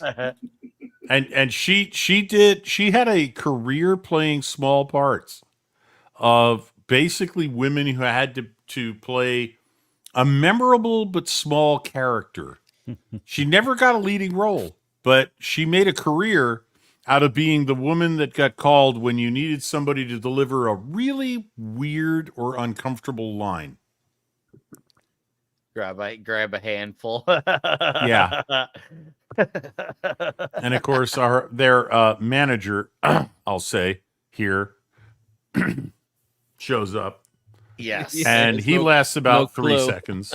I did not notice the Adam's apple, actually. Still to this day, I'll concede. I did not notice that there. If I had, I would definitely, mention that up. But, even rewatching it 2 or 3 times within the last week, yeah, I actually did not notice the Adam's apple. But watch, now you say that, I'm not going to unsay. But once again, this is another great scene of his obliviousness, but it also comes from a very innocent place. And even the ladies, prostitutes are supposed to be the most. I'm trying to figure out how to word the cynical. They don't have any morals. Yeah, careless, they don't care about anything. Yeah, careless, cynical. You nailed it, cynical. But with this guy, they see his exception, not only because they say we gotta give him a freebie, but the fact that they're like, wow, he really means what he's saying. He's not trying to joke around or play dumb. He's really serious about going to do something like sing a movie or something like that. They were so taken back by it, because obviously they're not used to it. They're probably used to probably being trashed on by their manager, being called hoe bag, slut, all the terminology, basically skank, whatever the words were used in the 80s. Probably. Can I just say I love that leg? I was going to say, Bruce, can I just say I love that leg? Yeah, it's a good leg. By the way, this scene... he puts his hat Go ahead, Bryce. in the bathtub. You can always watch it. Price, have at it, man. Oh, I was gonna. First of all, I like what he says here. She was gonna give the meaning of room service a different meaning or whatever. He has some one-liner there that I like. But what I was gonna say is that even this today, somebody would be offended that it's like a Latino woman who's the maid, but she's sort of impersonating her. Kind of, trust me, somebody would be offended. Mm-hmm. That was a microaggression. Practically every single joke in this movie would probably offend somebody today. Oh, it would. Oh, no question. Which is why it's on Toxic Tuesday. Yeah, exactly why. And and here's the thing. Obviously, there's some more obvious scenes that are absolutely unfathomably toxic, but there are some scenes that don't seem that way compared to the way things were in the 80s. But now, because of where we are now, it seems like a lot of those things are. So you do a little bit mixture of both. I think his expression to the New Yorker dog, which for me, that looks mighty good. I saw Payoff. NYC. I try that. Yeah, right. Right, exactly. Payoff. Now he's seeing their food versus the food he was having her eat, which that's something we overlooked earlier when she tries that one piece that he cooked up. And now all of a sudden he's like, "Oh, it tastes like shite." And then she's like, "Oh, you fucker! You can live on it, but it tastes like shit." And then she says that back to him with the hot dog. He's like, "You eat this?" And she says, "Well, you can live on it, but it tastes like shit." And by the way, the vendor gives her a look, and then goes, "I got paid. Shut up." Yep, dude. I thought that too. It was the impression, the expression is like, "Oh, dude, that was perfectly timed." Because obviously he doesn't get what she's saying, but for us, the viewers, perfectly placed. And oh boy, does he get bougie? And it's a delight. I'm not gonna lie. When I saw the girl's dress, I thought it said "poo" on her dress. Right there, poop. It looks like poop. It looks like it. It looks like it says like rock at one point. Oh, rock or well, it's supposed to be the ABCs, but from certain angles, it looks like it's saying words like poop and rock and dude, sex. Oh, you're right. So poop, rock, and sex. Wow, things that don't go together. Well, we're not going to go there. No, we're not going to discuss that tonight, even though we're demonetized. Yeah, we may be super demonetized, but guys, I am not Vince McMahon. Just remember that. Head to the bush.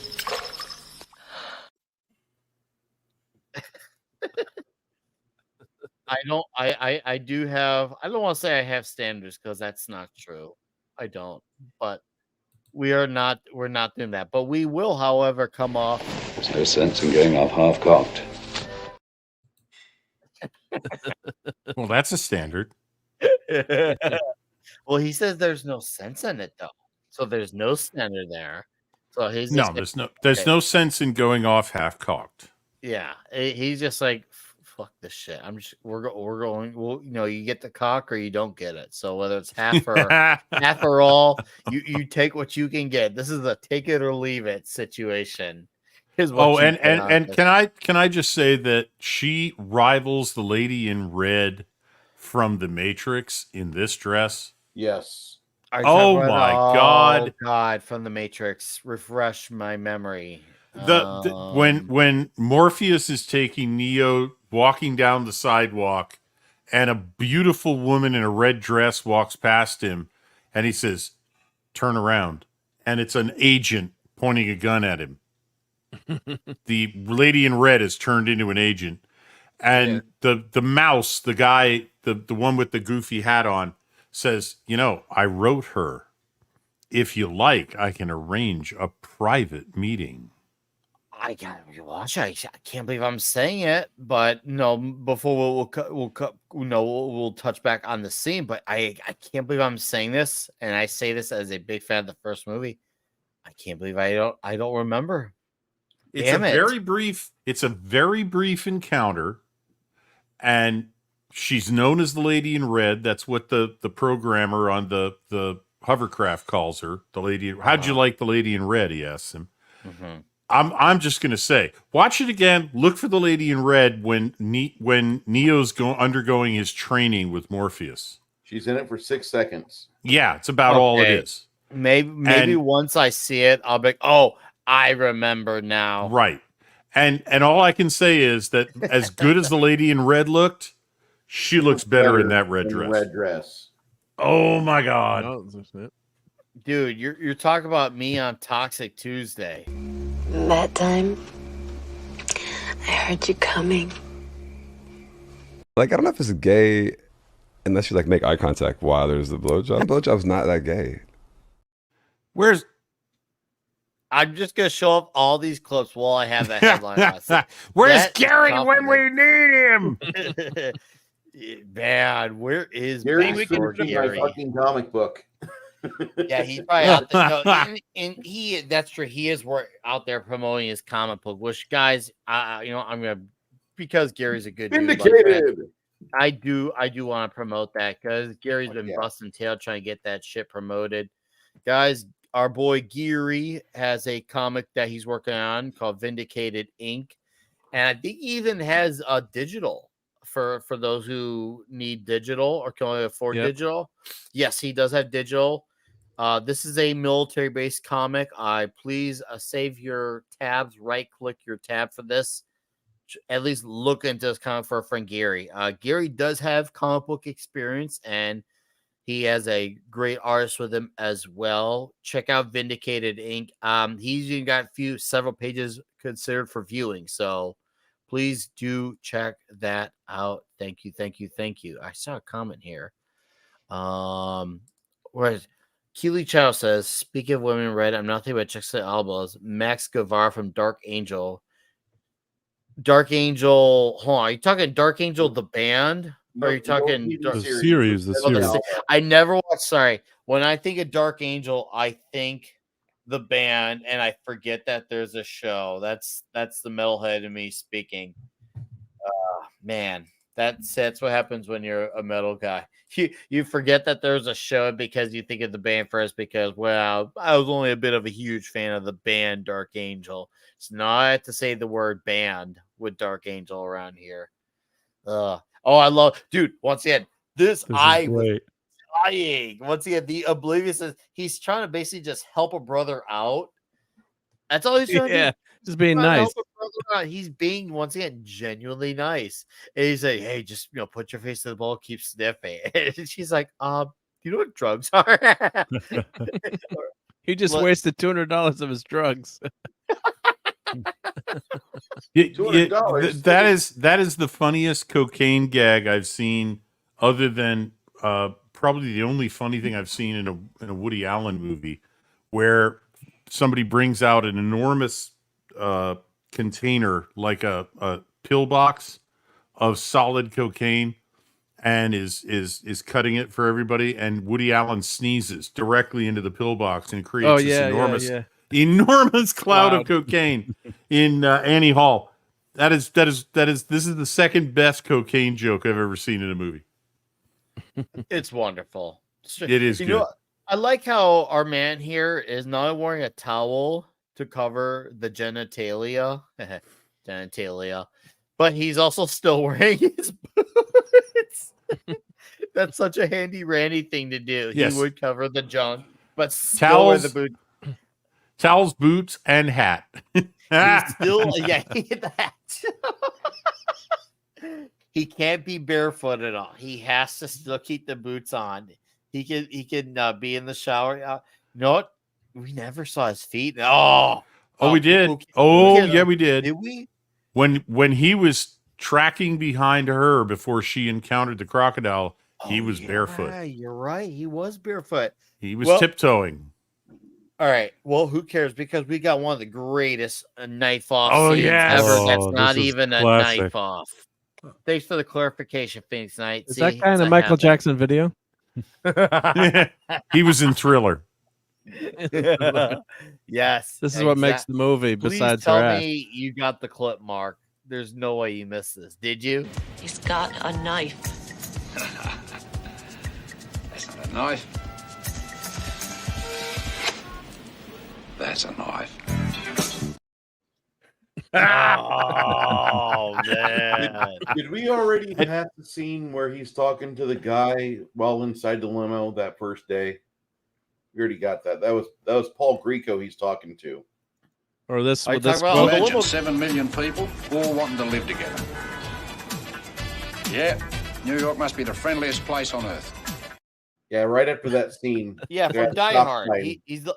You notice I noticed between this movie and Die Hard, he's the nicest guy. He's like the ultimate brother. He's just ultimately there between this and Die Hard. He's looking out for whoever's the main character of the movie. He's genuinely there to be a pal. You'll love this. I said to Mrs. Redshirt when we saw him driving the limo, I said, "Do you know who that actor is?" She said, "Yeah, Twinkie Man." Twinkie Man. Reginald Bell Johnson. Love him. Yep. Yeah, I did too. No, it's Carl Winslow. My bad. aka Sergeant Powell, from Die Hard. But no, he does look out for a brother, because not only does he freaking show up for a scene where it's one of the few months where Mick needs actual help, but as soon as he gets to the limo, he's just like, "Hey, I got medicine." I was just like, "Man, what? That's a true friend right there. Guy barely even knows you. He's already look out for your interests. That's a friend. You don't get that type of camaraderie anymore. Just saying." Camaraderie. He got a whole TV show. He got a whole TV show because of these few roles, because he's so likable, and that's pretty much how he got the. He has a natural likability to him, and even in Family Matters, which is kind of a wholesome show where he's a police officer that everybody likes him, and I think he was perfect for that too. No, he really was. I could see why, because he definitely has a very positive energy to him.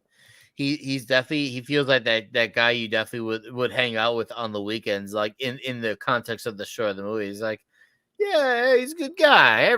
He's the guy that everyone likes, type of thing. Yeah, dude. Family Man, man. I remember. Yeah, he was Big Daddy Urkel. I remember now. I think he was actually. Someone correct me if I'm wrong in the chat, but I think he actually did a few episodes for the Invincible show on Amazon, obviously based on the Image comic. I think he did. Someone correct me if I'm wrong, but I think he actually did a voiceover. I can't remember, but man, that's that guy, man. Hell yeah! Oh, here we go. The great limo scene. He did. I don't know. I mean, I've never looked into his backstory, so I couldn't tell you. Yes, he was the cop he was speaking to throughout the movie over the phone speaker. I'm forgetting about this. Shame on me. I see. At least I admit my faults. But yeah, he was talking throughout the movie, and by the time they finally saw each other at the end of the movie, they were very happy to actually see each other, because he was the first cop that was looking out for McClane when no one else would believe him. Right. Yep. Fantastic movie. Fantastic. And yes, fuck Tony Isabella. He's a shit bitch. We don't need to bring up that bastard here. Anyways, let's get to the movie, because once again, he's got the Rottweiler's attention, and he gets it. I like how the dogs are all friendly, but unfortunately, our good buddy here is the guy who gets the shit end of it when the dogs are. He's like, oh shit, I thought I was gonna get friendly with the dogs. The only moment Zeus and Apollo. The moment he got slightly shafted. So maybe we could say the shafting was not all the way in. In other words, what monkey hammer? I don't understand that. Okay, that's my obliviousness speaking in. I don't know what the monkey hammer is, but I love. Oh, this is another thing where he hits the guy and he does the handshake that he learned at the bar. The guy, and the guy's just like, what was he trying to do with his hands? All those things, and then it happens. The proposal from the cucker. We'll call him the cucker. Hey, Wolf Breaker. How you doing, sir? Oh, it's the Wolf Breaker. How are you, sir?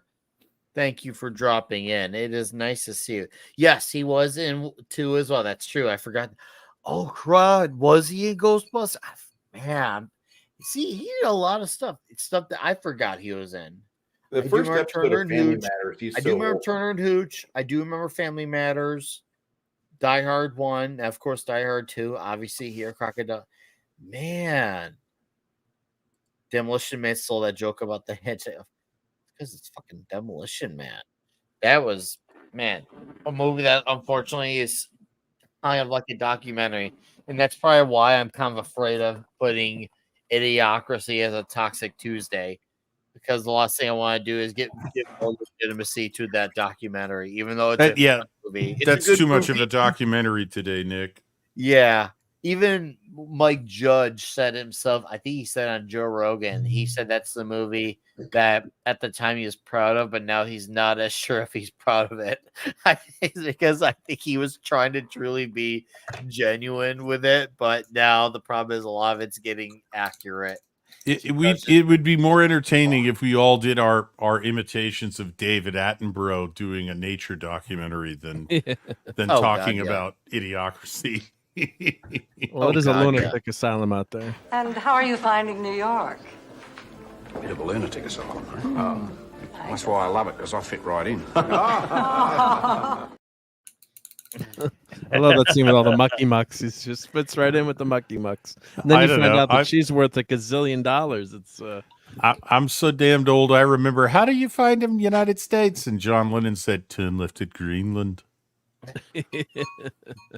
Once again, it shows you that him falling for her was a genuine thing. He didn't need her benefits. He just enjoyed her, even though they were not alike. There was the opposites attract, but he just enjoyed her for her. Yes. And she now expected to like a guy like him who didn't really have much to his name besides really impressive independence, I guess you could say. But for some, that's considered a lot. So I guess in our regards, that's considered a big thing to have that. She saw what a man was like, I guess you could say. And she's just like, okay, I think if I had any intentions of being a lesbian, I think I've now become straight. That was what...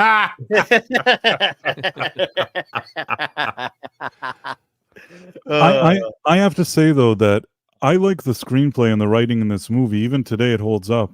The only thing that I kind of have an issue with is that she's kind of two-faced, maybe too much. Okay, it's on the one hand, she kisses Mick in Australia. Then she brings him to New York, and the boyfriend picks them up. And each time they're going out together, and she takes him here, but then it's kind of like if she had these feelings and was already kissing Mick and kind of into him, this is sort of a situation that you kind of steer away from. Yeah, you know what I'm trying to say? That. Yeah, no, but I do think you have some validity to what you're saying, man. I think if she'd stayed in Australia, the boyfriend in New York would have been an also ran. The timing of her coming back and bringing Mick, because she doesn't bring Mick because she wants to form a relationship with him. She brings Mick back because she wants to cap off her story. I feel like she kind of likes him, and there's ulterior motives to her bringing to him. Wait a minute. Are you saying a woman could have ulterior motives? Stone the crows. After he saves her with a crocodile, she kisses him in Australia, and then she wants him to come to New York for the story. But she never really explains to him that she has a boyfriend or what her real motives are. And then her boyfriend just kind of appears, and she never tells him, hey, don't tell my boyfriend that every time he doesn't look, we're making out. You know what I mean? There's something about this that doesn't quite fit, and that's the only issue I have with the writing, and it could have been easily solved. Sorry, I love this movie, but I'm saying there was a way to easily solve it. Instead of having her kiss him all the time, maybe only late in the movie when they're out together or doing something, there's a kiss and she says, wait, I can't, I have a whatever, I have to stay whatever. And then he sees her accept this marriage thing. It annoys him. And then he leaves, and then she realizes that she does want to be with him. Do you get what I'm saying? There was a way to fine tune this in a way that maybe they kiss once and she kind of says, no, this isn't right. And then she realizes that she does want to be with him. Somehow the fact that she kisses him, she likes him, she flirts with him, she doesn't flirt with him, she has a boyfriend, now she's getting married. There's too much back and forth.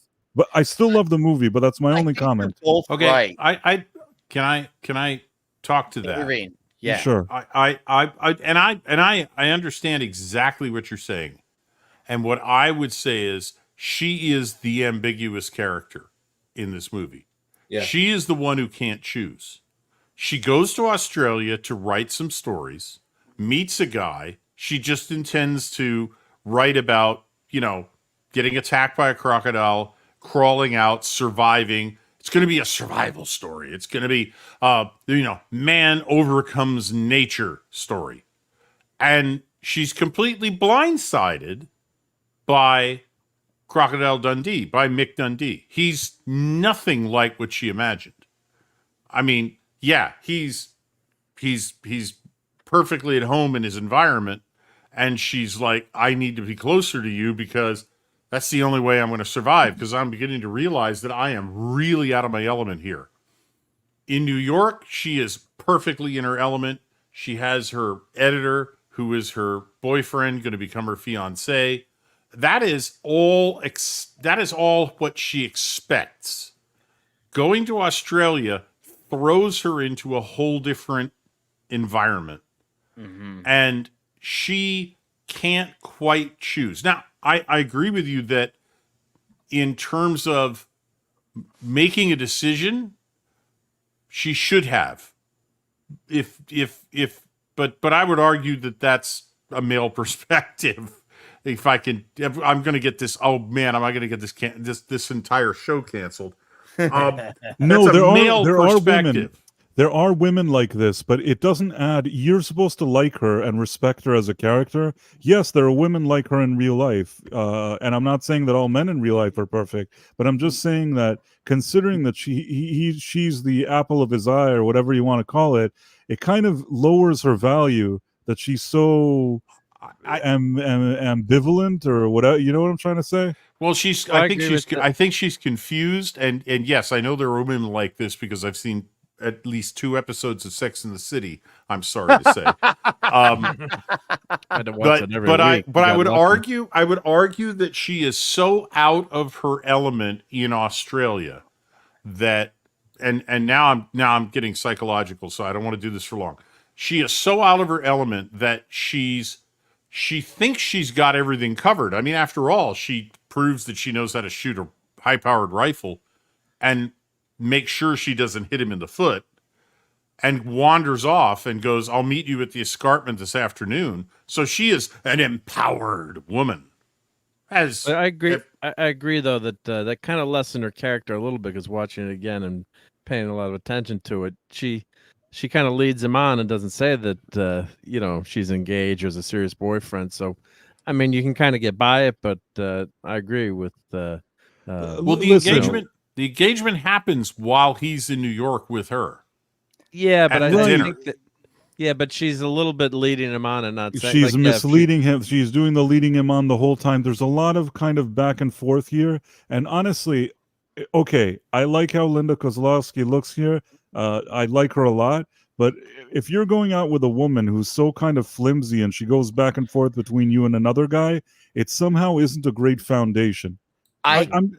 I kind of see your point, Price. I mean, since I guess I'll just chime in. I see your point. It definitely makes her look very indecisive. Like, yeah, everyone around her doesn't know, but he knows for Mick, and for Mick, it's conflicting. It's like, okay, is this or is this not a thing? Because he's seeing her making these big moves with this other guy, yet he's had these experiences with her, and he's now realizing he can not only travel back to help complete the story, but obviously he was making it clear he wanted to make a move as well too. Well, so, he walks away.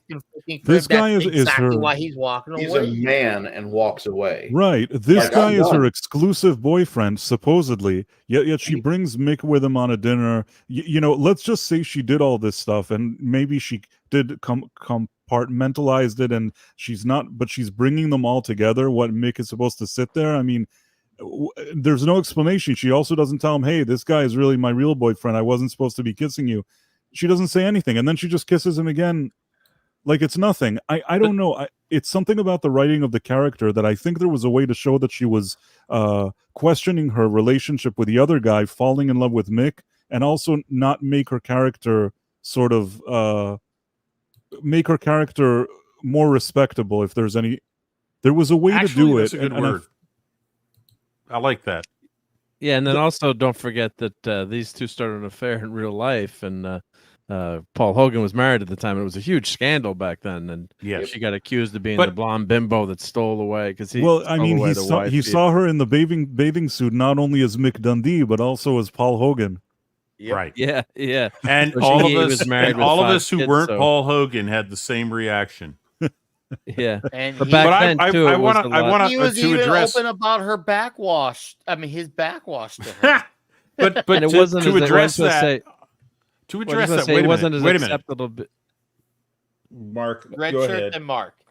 Yeah, Okay. go red shirt. To address the comments, I think the writers put this scene in the way they did, where they're playing telephone across an incredibly crowded subway platform, and he's asking questions.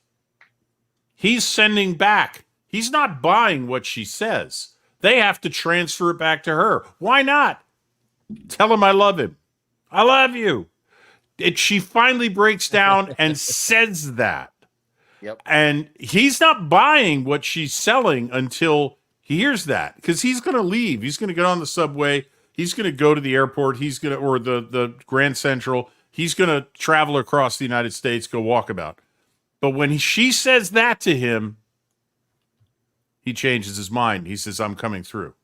You know what? I could have solved it with one additional scene somewhere in the middle of the movie where she says this guy is a good guy. He's the right thing. Kind of trying to convince himself and her that he's the guy that she should be with, the stupid soy boyfriend. And then like Mick would say, "Oh, you like him, you this and that," and somehow you get the feeling, just give something feeling that she doesn't really like him that much, and she's just in that relationship, but she's not into him. Something. Give me something that just establishes that maybe she's not happy, but not just her flirting and then being with him and being with him and being with him. You know what I mean? There was a way to do this where it could have been great, and I feel like it's just okay. But aside from that, I still love the movie, and that's probably my only comment about it.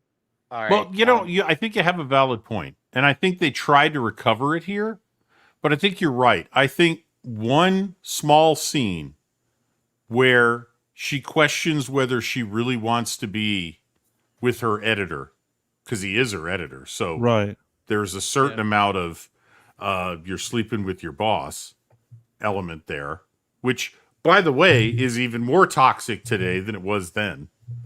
And I think you're right. If they just put one small scene where she goes, I'm not sure about him. Right. And to her father. And that would have been almost. I know how to solve it. The father Yeah. would have been like, I'm so happy that you're with this guy. He's been doing great for my paper. And then she'd say, I'm not sure about him. Sometimes I'm not sure. That's all you needed. That's Exactly. like a 20-second scene, and you solve all the problems of the script. You just knocked a tenth of my score off the greatness of this. Oh no, it's still a really good. It's still a really good movie. I mean, and keep in mind, this is the 80s. People didn't think too hard about these things. There were movies that things like this just happened and nobody questioned it. I think that I just think about a lot of things, and aside from that, though, there's so much great stuff that happens in this screenplay, and it still holds up, I think. So I'm not trying to make it get a bad score or something. It's a really good movie. Oh, no. That's not going to be a bad score. It's just, I'll acknowledge that you have a valid point about the writing of this, but it's still not going to make it a bad score. We got to touch on. And of course, Lisa brought in saying being playful is part of that attraction with her old relationship is over. No, and that's true, Lisa. That's true. So we got three things we need to touch on before I know it's going to crest, but we got to at least discuss them really quickly. We get to see our man here help, because after we see Mick realizes, okay, this thing's not going to be a thing, he takes it to the limo. Gus is like, hey, I got medicine here for you. And he's about to finally have a moment where he's about to, not look as good, because he sees the old pimp daddy from earlier have his guys to help gang up on him. And then Gus helps him not only like run over one of the guys, but dude, he freaking took off the boomerang off the limo and tossed that shit. That was amazing. I was like, holy shit. Fucking awesome. This clip is for you, red shirt. That croc was going to eat me alive. Oh, I wouldn't hold that against him. Same thought crossed my mind once or twice.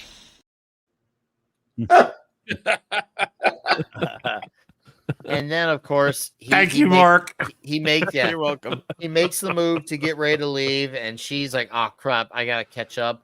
But the banter in the subway. So that was actually in an abandoned port of where the subway was. That's how they're able to pull off that scene and make it look as good as they did, because they found an abandoned section in New York City to make that happen. And it's funny, it's redonkulous, and the fact that once again, another thing he'd be super canceled for, and it'd probably be because of mud germs.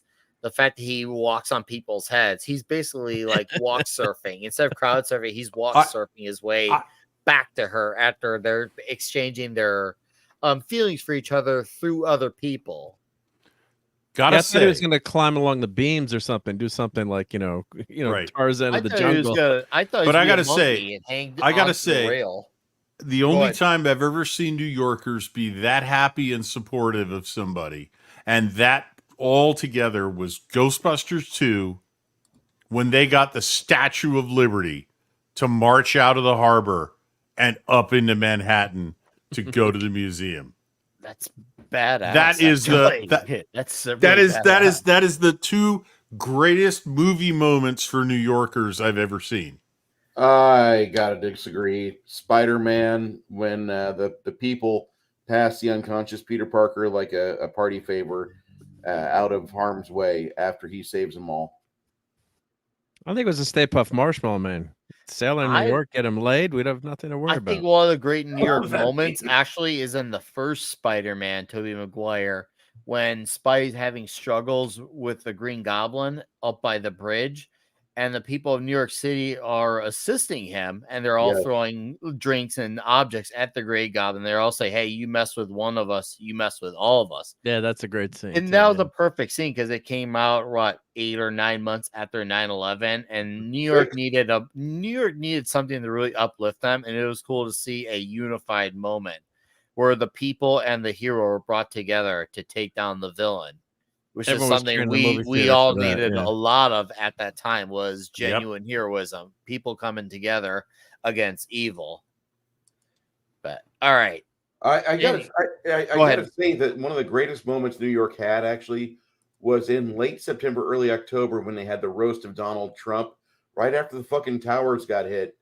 And that was like one of the only times where I've seen something really special happen on TV where fucking Gilbert Godfrey went full fucking sales mode on his aristocrats joke. And because nobody was able to crack it, everybody was still bummed, fearful, couldn't they had butterflies on camera, and these are professional comedians, people that stare at people every night and make money, and they just couldn't sell it for a full month. They had their dick riding in the dirt, couldn't get a hard on, and out comes Gilbert Godfrey to save us, and he fucking gave us the greatest joke recording of the aristocrats recorded to this day.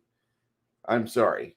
I just have to mention. Yeah, people didn't know if it was okay to laugh again, and they had that SNL with And- Giuliani on back when Giuliani was acceptable to the mainstream media, and they had him on SNL and said, "Yeah, it's okay to laugh again," because I could see the towers from my house, not my house, but my in my town here. And You're being from a distance, figurative. yeah, but so a lot of classmates of mine died in that, and not that I knew them personally, but it affected not that it didn't affect the affected country, you. but it's more of a wherever you lived, if you were closer to where it had any disaster happens, it just hits you a little bit harder. So people were really bummed out here, and I remember my daughter saw it on TV. She was 2 at the time, and I told Ooh. I'm like, turn it off. I heard her scream when the tower collapsed, and I could hear her scream through the phone. It was a guttural because she knew, even as a young kid, something was really bad. I'm like, my mom was babysitting the kids, and like, turn that off. Don't let the kids see that. So yeah, so it was a great time to come together and have something to be uplifting. At that time, because no one knew. Can you laugh again? And this movie's got a ton of laughs and got a ton of great lines, and it does hold up. And there's a lot of there's great one. shots of the skyline in this movie too. Oh yeah, the Twin Towers. Yeah, there's one more clip that we didn't show yet, but this is a great line. Telepathic? Nah, common sense. You're a woman, you're a reporter. That makes you the biggest busybody in the world. Oh, toxic. Yeah. Another quote Red Shirt pointed out. So ultimately, it's a romantic comedy with just slivers. We'll say slivers of toxicity. Slivers of toxicity because it's sprinkled out throughout the movie. It's not like it's besides the one scene with the man, that is the one over the top toxicity. The rest of it's like slivers and stuff that you got to kind of catch, especially with the dialogue. So, and Benji 80 England says, I just love when the Green Goblin says, Harry, just do what you need to improve her base.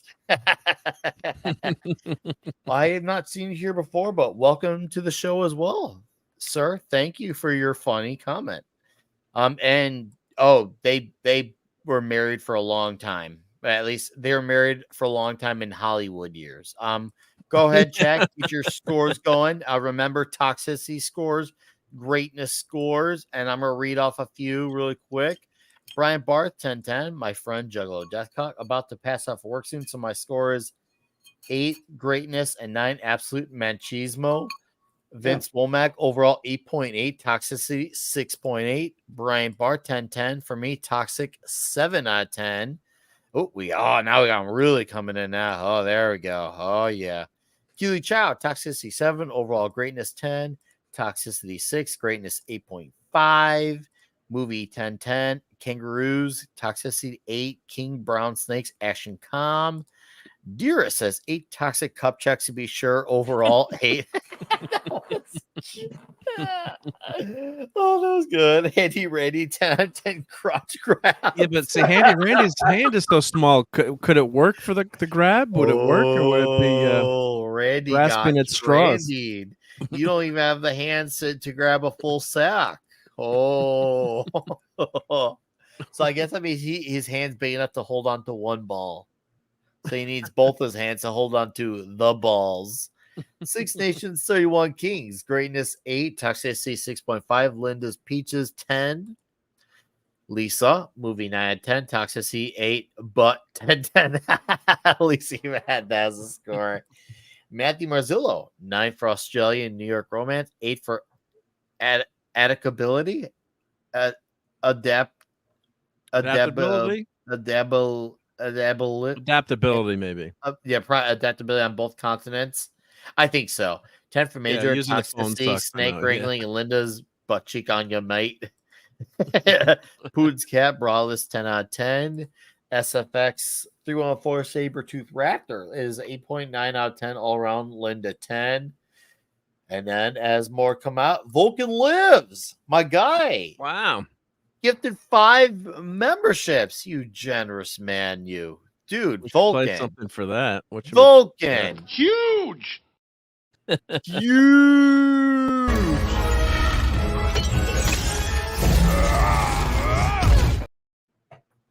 And a bonus since you only donated so many of them for that one. So a nice good old shot for the patriarchy. Thank you, Vulcan Liz, for gifting 5 huge memberships, sir. You are the man. TZ, Toxic 6, overall 9. The desire to be a black bikini. Jonah X, 10 out of 10, Toxic, eat you. And then Rob Altus, Toxicity 7, butt 10, knife 10, overall 8.5. Normie the Navy, 10 out of 10 just for that thumbnail. Jonah Hex, 8 out of 10, that's not a knife. Vulcan Lives, 9 out of 10 overall. Toxicity 7, hot chick a fucking 10. Yeah, there we go. All right. Mark. Yeah. So yeah, I mean, I enjoyed this movie. I mean, I think I saw it in the movie theater when it came out way back in '86 because I would have been in high school and we were going to movies every night back then, every weekend back then. Just $4 to go to movies. So yeah, this movie holds up. Paul Hogan definitely has, you can see why he was a star in these movies. I mean, he is Crocodile Dundee. So, he's got a great charm and great screen presence. And he just, let's, and then of course, Miss Kowalski has a great presence too. So, yeah, but she's charming. We'll call it presence. Yeah, and she's got as you said, it was like her first big role, and you can see why they had the obvious chemistry together. So you can see why they ended up together. It was pretty believable on screen that maybe there wasn't so much acting going on at some point. So here, this will make my review much better, much more interesting. But it's a fun movie. You can watch this movie with your young kids could watch. It's not, rated R or, quote unquote toxic like that. But a lot of the toxic stuff that we talk about, would be considered, toxic today. But no one would have thought anything about some of those, grabs in the in the bar, shall we call it, or maybe it was a little bit mean, but it was a good natured fun. It wasn't, it wasn't meant to be mean. It was just having fun. And today, of course, oh my God, that'd be horrible if you tried to walk around with that knife in New York City today. No one thought anything of that, back Oh then. But could you imagine the yeah, cop good giving point. That the would cop giving the knife never. back? I mean, my Yeah. God, I mean, that wouldn't have gone down so far. But yeah, it's I would give it it's an A move, like an A minus. So I'd give it like a 90. It's a lot of fun. Holds up today. Great, great dialogue. All these I didn't think there'd be that many clips for this movie. Like there's just gonna be that, that's not a knife, clip. I'm like, that's gonna be the only one. But there are a lot of great lines in it. That's a knife. But of course, that's the immortal, the immortal one that lives on forever. So toxicity, it's like back then I would say it's, in 86, I'd say it was probably like a 2 on toxicity, but today it's almost like an 8 or 9 because you actually get a real man, and you can see how she reacts to having a guy that can actually hunt and take care of her, saves her life, kills that gator, and stands up to the thugs, give me the money, and he stands up to her, so she's enamored, it's of this modern day Tarzan, and you can see why that's such a turn on for to have a quote unquote real man. So yeah, I'd give it like an 8 for in today's level of toxicity. And yeah, would you have a shot like that in a movie today? I mean, my God, no. I mean, you're not gonna have that. Oh, TZ said keep that in a little bit. I should put that back up, TZ.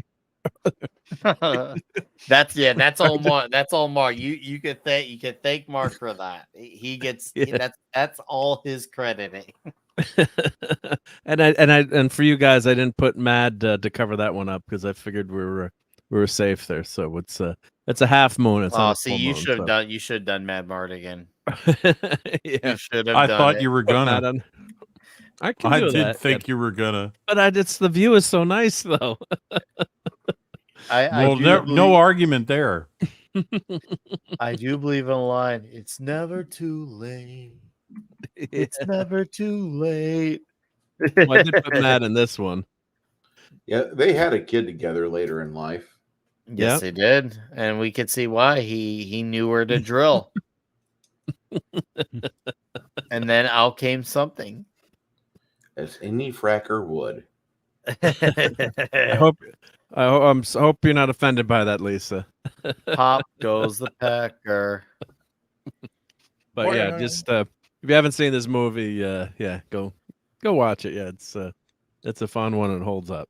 So that's my review. All right. Let's get to a homoerotic photo. We gotta balance this show out.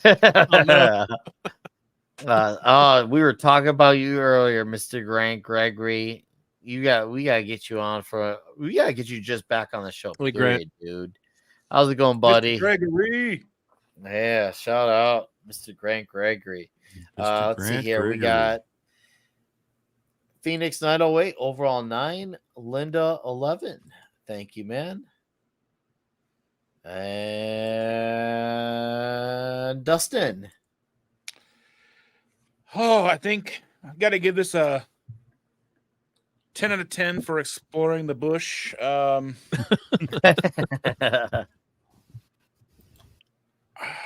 remember seeing this movie when I was a kid and not thinking anything about it. It was just a movie. You know what I mean? Yeah. It was like, here's a guy, he's rough and tumble, you'd call that a knife? That's a knife. I was like, yeah, I didn't, and I didn't think anything about it. I mean, I don't remember like the bar scene. I don't remember that stuff from being a kid. Because I don't know I don't remember if I saw it on TV or if I saw like on VHS or something. I can't remember. But I would I think, was it Mark that said that, this would be like a 2 then and a 10, like a 9 now or whatever? Like, Yep. yeah, I mean, like, this wouldn't even, like, my mom would have probably watched this and not probably been upset that it was kind of goofy, but not like it was toxic or whatever. So I think I give it a 7.5 today. Toxicity. I think she's more toxic than anything else. Stringing him along and all that stuff and kind of like bringing him over to the United States. Not really telling him what's going on, just like we've discussed here. And I think overall greatness, give it an 8.5. I mean, it holds up. It's still a fun movie. But I don't think it's like the most, it's not like the most amazing movie I've ever seen. So 8.5 is fair. No, I really enjoyed it. And I'm glad we did it because it gave me a chance to go back and rewatch it because it's one of those movies but you don't necessarily think about. Yes.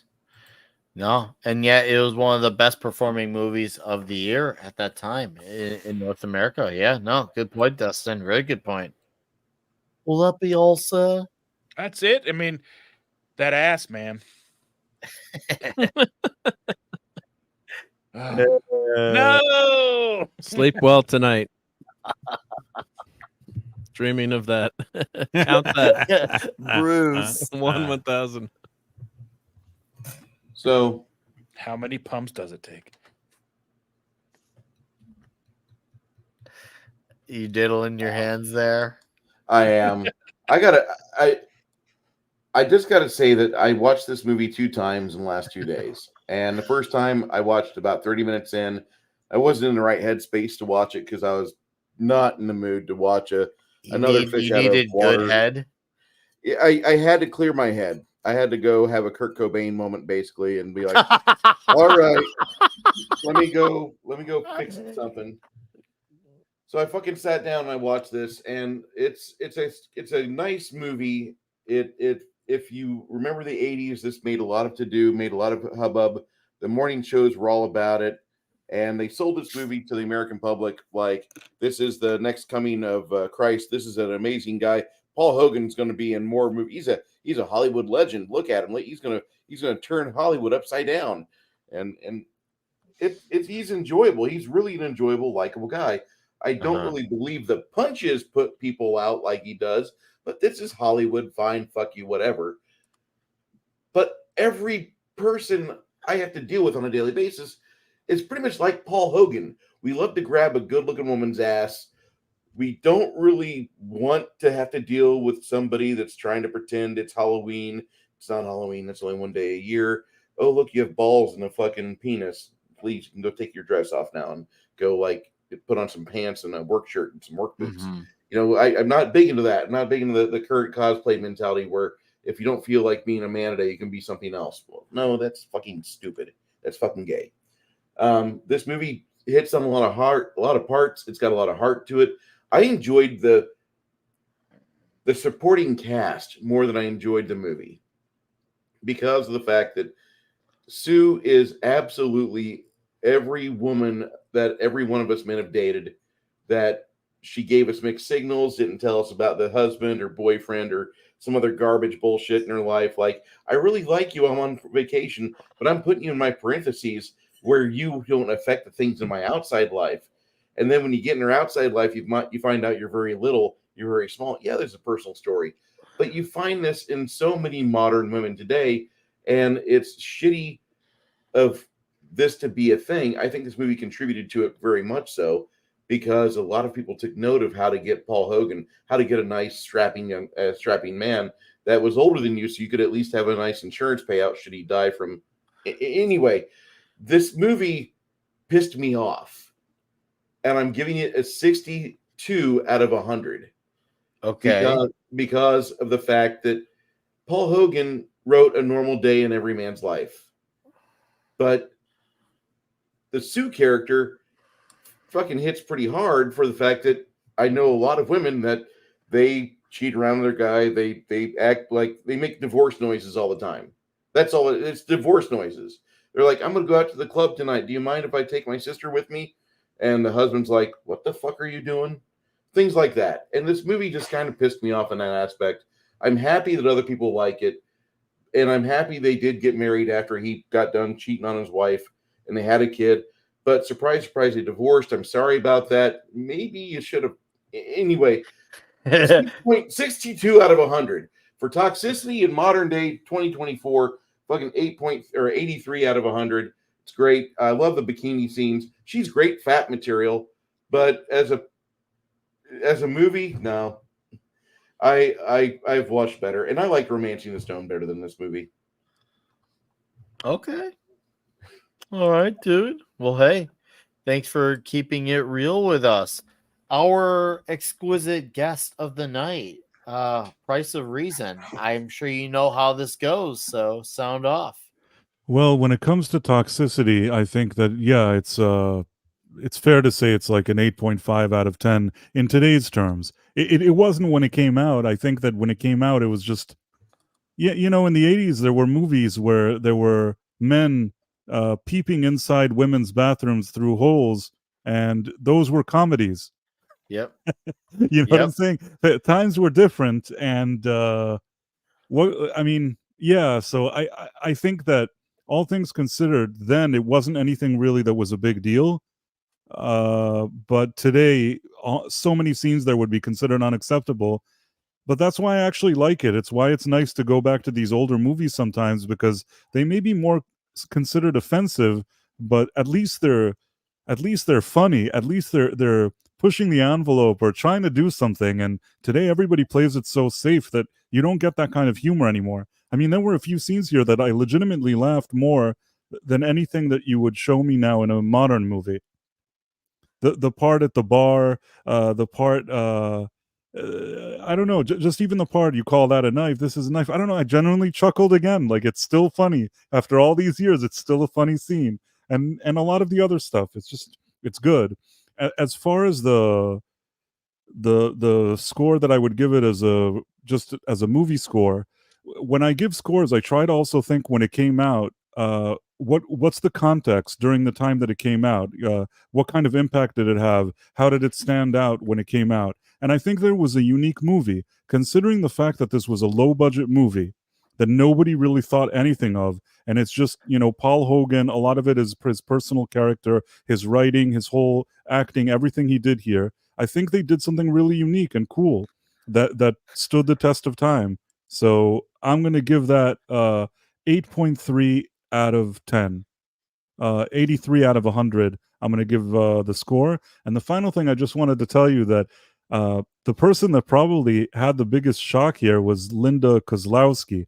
Paul Hogan at least had a really big career in Australia prior to this, so it's not like he didn't have money or wasn't established. She was told she was going to be in some movie that was made for $5 and probably 3 people are going to see, and it ended up being this huge, massive hit. Imagine. That's probably why she was like, yeah, I'll marry this guy. Yeah, it's amazing that they even lasted as long as they did, because I know by the time that they actually split up, she's like, it got to a point where our opposite in real life, our opposite living was just, you know, getting in the way of things. It just wasn't, there was nothing there at that point by the time they were done for. They were Yeah. married for like 19 years. It's not like they were married for 1 minute. For Hollywood, that's considered a lifetime. It is. That's once again, unless you're Alice Cooper or Kurt Russell, like, yeah, they were nearly the exception to the rule. And both do seem to have been doing pretty well for themselves since then. Granted, they're not as big with, you know, stuff like this on a big movie cultural sense, but they're both doing well for themselves. So I guess you could say in a weird way it worked out per se. In Will Hollywood that be all? terms, yeah, right? Yeah, right. In Hollywood terms. Will that be all, Mr. Price of Reason? Yep. I think that's it. All right. Cavatino says 7 out of 10 toxicity for kissing dong, 2 nut checks, and 1 black one-piece swimsuit thong buoy to make heterosexual men stand at attention. 8 out of 10 Dundee knife greatness that rivals Rambo's knife. Rob Thunderheart. Welcome. It's been a while, brother. Say it was a 9.5 when he felt up that transvestite. Damn, that wouldn't pass today. Yes. Well, thanks for dropping in, Rod. Nice to hear from you, sir. Hope you're okay way up in the north. Red shirt. Well, I think I'm going to have to disagree a little bit because I think this movie was a bit of lightning in the bottle.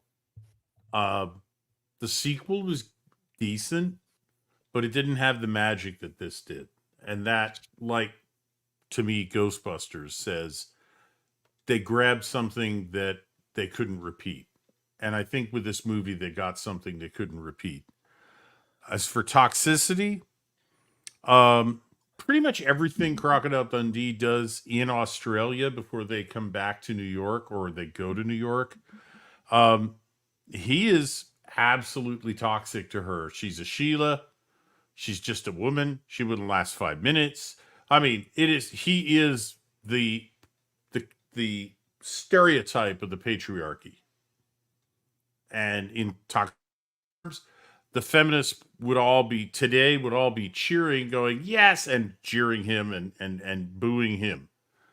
And especially when she shoots the rifle and it misses his foot by an inch, and they'd be like, you go, sister, you go, girl. And I mean, like, that's about as toxic as you can imagine, just a character playing himself being today. The sucker punch in the restaurant in New York is one of my favorite moments, and it's toxic as hell. He distracts both of them with, after all the shit he's gotten from the boyfriend who's drunk. I don't know what it's called, but I'd like to have what she's having. And they both look over at the table he's pointing to, and then he just gives a very, very short right hand that absolutely blows the boyfriend away, and he's just falls down in his chair. He's about to go under the table. Perfect punch. The two crotch grabs. Oh my God. Those scenes alone are 10 out of 10 toxicity. Yeah. In their own isolation. Yes. I mean, just even questioning, as we know today, you're not allowed to question. You get canceled for using the wrong pronouns. To go, excuse me, I just want to check you out. And, yeah. Oh, you're a guy. Okay, no problem. No, that's just off the charts for today's society. Back then, people laughed at it because it was funny. Nowadays, oh Christ, you'd have demonstrations outside the theater. The knife, that's not a knife. This is a knife. Mm-hmm. Yeah, and the cop handing it back to him when he gets off the horse. Yeah, like that would happen in New York today. Not a chance. With all of those things, I'm giving this a solid 9 for toxicity. Now, as far as greatness is concerned, Crocodile Dundee as a masculine character is fantastic. I mean, he is a great leading man in this movie. He is admirable in this movie. Yeah, he's a little shady. So you were up here in that little thing hunting crocodiles? Nah, that'd be illegal.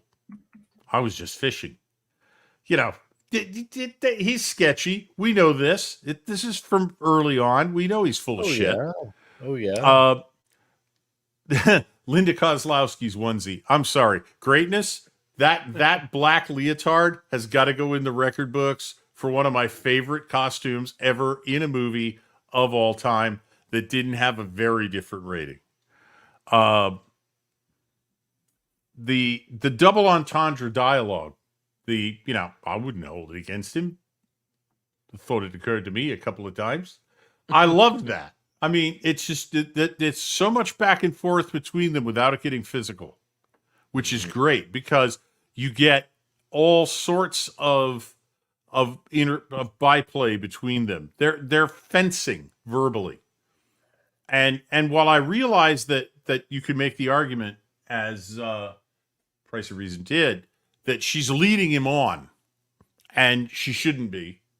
On the other hand, they're doing a dance, They're feeling each other out. They're checking each other out. And he's winning the battle. He is winning the battle, especially over her milquetoast boyfriend back in New York. And you get to see that. You know, that's a knife scene. I mean, yes, that's iconic. So far as greatness is concerned, you got to have that. I love the bit, and I said it when we saw it in the film. You know, trying to figure out what the hell a bidet is for. He's half the time I suspect he's not seen a toilet half of his life. Never mind a bidet. And for him to yell out the window in front of God and everybody in New York City, "So cleaning your backside, right?" That is so Crocodile Dundee. He has no filter. I love him for that. There's nothing that stops him. He just says what he thinks. Kissing kissing the guy instead of punching him in the stomach. Again, no filter, no boundaries. He knows how he can get this guy to drop the beer off his head. Avoids all 3 haymaker punches and hands him a beer from behind the bar and goes, "Here's another beer." And that just placates the guy.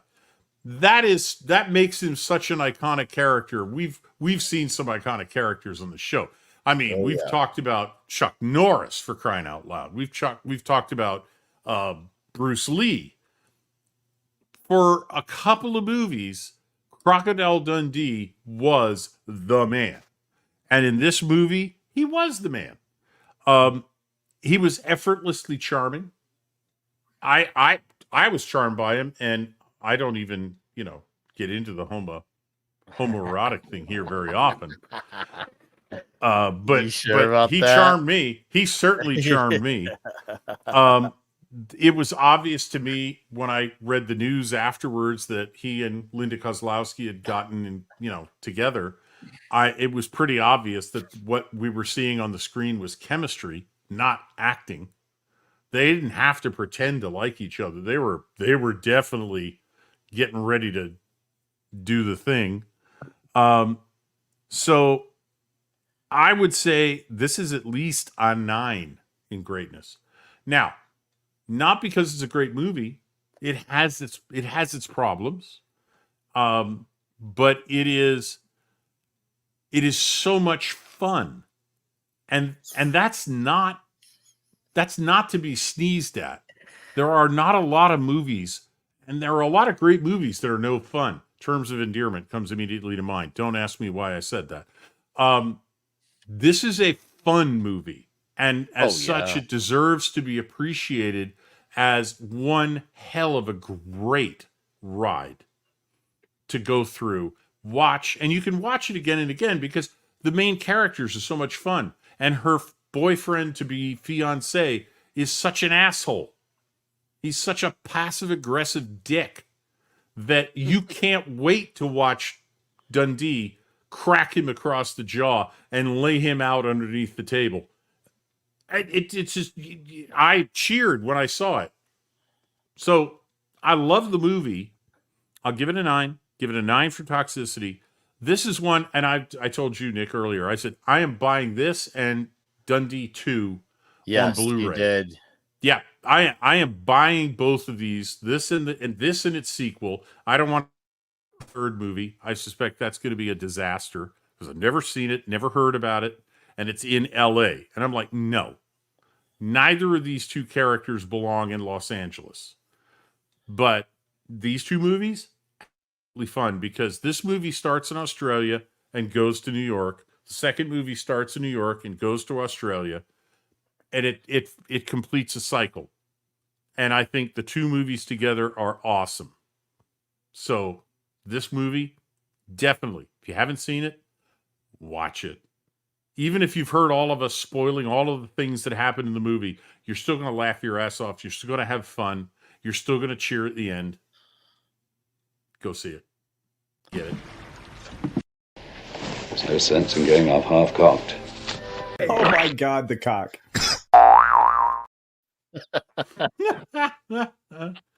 That's it.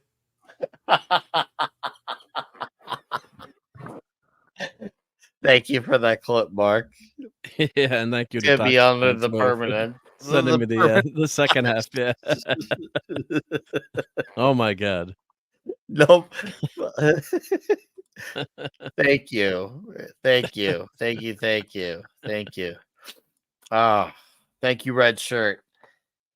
I agree. I'm gonna keep it very simple and straightforward. Obviously, great lead, great chemistry between the two leads. Super manly movie, fantastic dialogue, lines that I didn't recognize until my later years of life, and I'm talking about teens to early adult age that have aged beautifully. Simple, straightforward. So basically, it's a tale of two stories in one movie.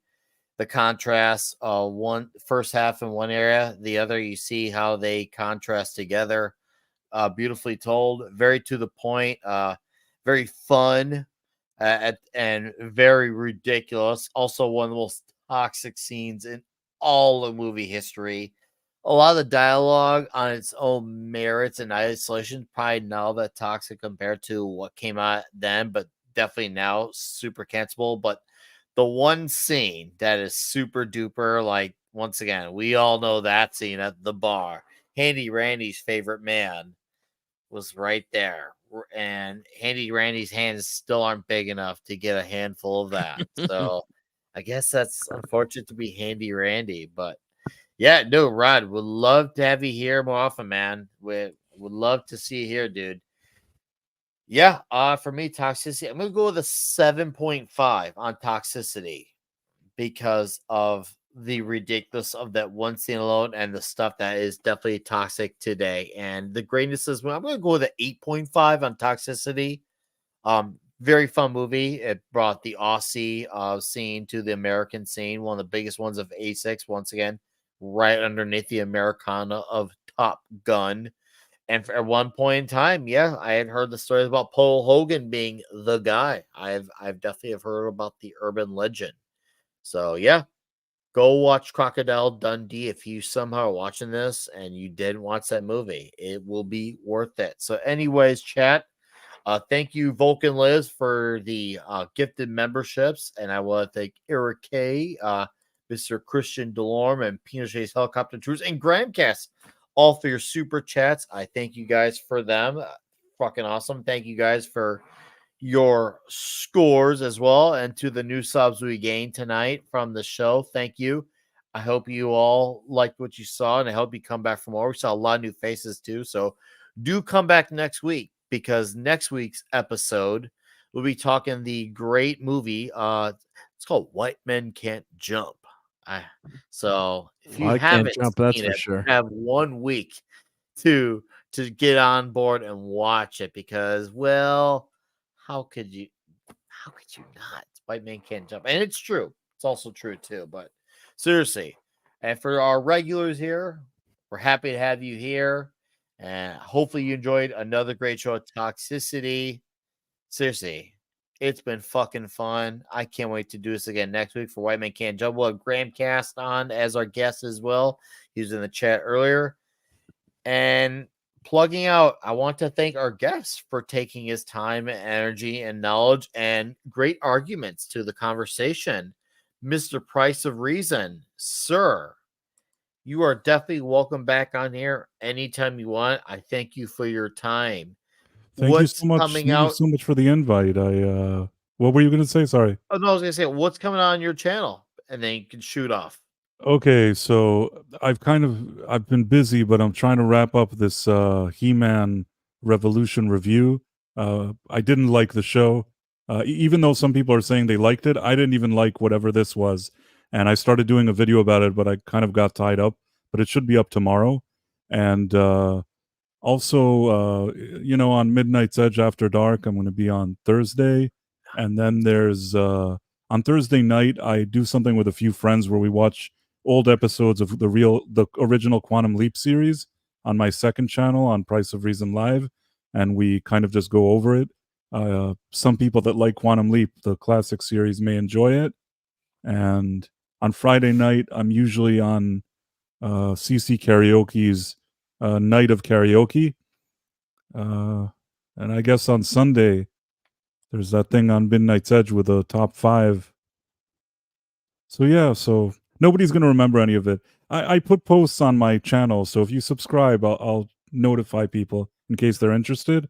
But forget about all of that. I really enjoyed being here. This was really cool. I've watched this show on many occasions, so it was nice actually being a part of the panel. Thank you. Well, and I genuinely meant it, man. If you want to come back on here, the door is open, sir. So would love to have you on again. I appreciate your time and your knowledge. And once again, you brought a great perspective to the conversation too. It was a really engaging conversation. You really had a lot of people talking in the chat. So appreciate that. And that's what we do here. We have fun, but we also have moments where we get to have great discourse on the perspectives of how this movie is seen. So until then, sir, I'll see you Thursday night on Mead as always, since we're part of the Mead co-hosting crew. Till Right. then, sir, have a great night, and chat, go subscribe to Price of Reason today, now and forever. Thank you, sir. Thank you. And then the man who helped make the visuals happen, and the man who survived my last minute stress, Mark. Is it funny how once again a panicky situation turned into a great show? What's coming out your way, Mark? Oh, your mic's off, Mark. Boomer, Eric K can make fun of me now, but I thought Price of Reason might like to see this because I just did this for a commission for Antiderivative Jill. So here's a 3D printed The Ziggy hand lick. I love it. Yep. So yeah, it's pretty fun to have. So it doesn't work, unfortunately, but yeah, I thought it was kind of fun. You get a kick out of that when you when you mention the classic Quantum Leap. I haven't watched the new show. I don't. Do they have a Ziggy on the new hand link on the new show? Or They have something. The new show is a disaster. It is It's a the worst disaster? nightmare. Whatever you think Hollywood does to ruin franchises, copy paste that onto the new Quantum Leap. That's why we kind of got together a few people that like the original series, and we're just a few friends. It's really kind of, we almost do it just kind of a form of therapy. We watch something we enjoy. It's like an old episode, and we just really enjoy watching them. Yep. Well, that sounds good. Yeah. That sounds a great thing to. Yeah, you always got the original, right? So Yeah. yeah, I thought you'd get a kick out of that. So yeah, I'm actually this week I'm not on Thursday night on the Clubhouse because it's my anniversary. So usually I'm on with Clobber Times and Raquel, but everyone in the chat last week thought I should take my wife out for dinner and not go to the Clubhouse. Not, I mean, on her birthday. See, I'm boomering it 2 ways. Anniversary pass, but yeah, when you get old like that, it's tough to remember things, right? Is your mic on? But my main show was Sunday night, Sunday Night Geekery. Usually I'm a little bit more coherent then, so catch me 10 p.m. Eastern, hanging out with a bunch of great guys there talking, and ladies too. Courtney comes by when she usually when she can, and talk what's happening during the week and reviews. And I'm gonna go to try to see Godzilla -1 tomorrow. It's the last night it's playing, not in color. So I got to try to cut out of work early and go catch Godzilla. So talk about that on Toxic Tuesday. And Friday night I do a late night Fortnite, 1 in the morning, late Fortnite. So yeah, so a lot of fun hanging out with you guys tonight. Nice to meet you, Price of Reason, and yeah, Nice looking meeting you forward too. to White Men Can't Jump, which definitely fit into. I have a 2-inch vertical leap, so that'll be good. No, Mark, thank you for being here, sir. Thank you for the amazing videos. You did great tonight, as per usual. Not just a slideshow, but you picked the clips well, sir. Guys, Thank go you. Yep. sub to Mark's Thank you. Yep. channel. Watch his When I'm trying to Sunday get, Night Geekery. It's I'm, huge. I'm trying to get to the 4,000 watch hours. Sorry to interrupt, but very close. No, So no, if anyone take it. feels like putting on one of my Sunday Night Geekery playlists, that would be much appreciated because I'm close. It sucks when you're far away, you don't care, but I'm like getting close, so it'd be nice to hit that. So yeah, I could use some watch hours and then hopefully you enjoy the show. So thank you. Oh man, thank you. Have a great night and weekend. And as always, I will see you soon, sir. Mr. Thank you. Keto Simple One, what's coming on the next few days on your side? A lot of live streams. I think this is day number 6 of having at least one stream every day that I've been on. We did our live stream tonight at 7. My wife and I got together. We did it every Tuesday night, just before this one. Thursday, she and I will be on guest on a live stream. Come check that out if you're interested. I have guests on Saturday. I sit down with coffee on Sunday mornings. So be on the lookout for those. I do join Brian and the Rowdies on Thursdays. Sometimes I pop in on Brian's channel on Mondays.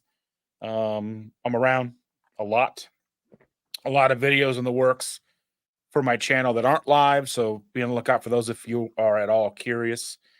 So that's what I've got going on. Next week, super excited for White Men Can't Jump. That was a cool movie when it came out, and I really like it. Somebody said something about Rosie Perez's titties. So, like, why are you so stupid? Anyway, yeah, I'm excited for that. It's going to be fun. All right, man. Thank you for being here as always, sir. Yes, I agree. Looking forward to White Man Can't Jump. And guys, go subscribe to Austin's channel, Keto Simple here. And Eric K, thank you for plugging the channels. We appreciate a man who knows how to plug another man's plug. Dustin, have a great night, sir. Thanks, and brother. as we plug one man out, you plug another one in. Bruce, you must be muted. Muted. How'd you know? We're multi-talented. Okay, so anyway, this coming weekend is going to be fun because hopefully my fucking players will be able to finally get out of this volcano load with fire giants, and if they manage to do that, I'll be clapping them on the back. Good job, you did well. You're almost 14th level. I'm very happy. There's a lot of things going on my channel in the background. I'm probably going to be switching not vocations, but job locations here very shortly. But I've got to say that I do appreciate the honor that you've given me being here. If you like miniatures, if you like 3D sort of like in your hand sort of crafting sort of things, step to my channel. We do talk on Thursday nights about gaming and about tabletop rules. A lot of my friends are involved me on a panel where we have, I think, 84 years of gaming experience behind the master screen. Every Saturday, I do a live stream. This last week, I did a 7.5-hour tabletop game. The week before that was 9 hours of gaming. I mean, we go hard in the paint on this stuff. Is it exciting? No. But if you want to feel like you're hanging out with somebody and, you know, a die rolled under the table, yeah, subscribe. We do have a lot of things available here. In the next 2 months, I should be putting out a set of rules for a variant tabletop game. That way, if people want to play games with D100s as your primary way to resolve things, as opposed to the natural way, which most games are, where they use a D20 instead, yeah, I'll be putting that out at no cost. Appreciate you guys. My name is Bruce. Thank you, Nick. Thank you, panel. Thank you, Chad. Oh, all good, man. Thanks for being here, sir. Have a great night, week, and weekend. And Eric, thanks for plugging his plug as well, the channel. I got to say that if you are familiar with Keto Simple, he has some amazing chicken tenders on his channel. And you guys, if you like chicken tenders, like he's got some Keto Simple recipe for it. It's great. Ooh, did you try it? Yes. Sweet, dude. Oh, endorsement, personal experience. Yes. Hell yeah, man. And also, yeah, Bruce, thanks for being here, sir. And Handy Randy, I'm going to disappoint you because your hands are too tiny for the Vestide's balls in the movie, but yet your hands are too big for Bruce's little minis on this table. So that's got to suck to suck, Handy Randy. All right, Chad. Once again, Comic Shop Talk Friday night. X-Men, God Loves Man Kills comic will be talking Friday night. Of course, I'll be on Midnight's Edge After Dark Thursday, followed by Comics Division Thursday Night Throwdown. Next week, Toxic Tuesday, White Man Can't Jump.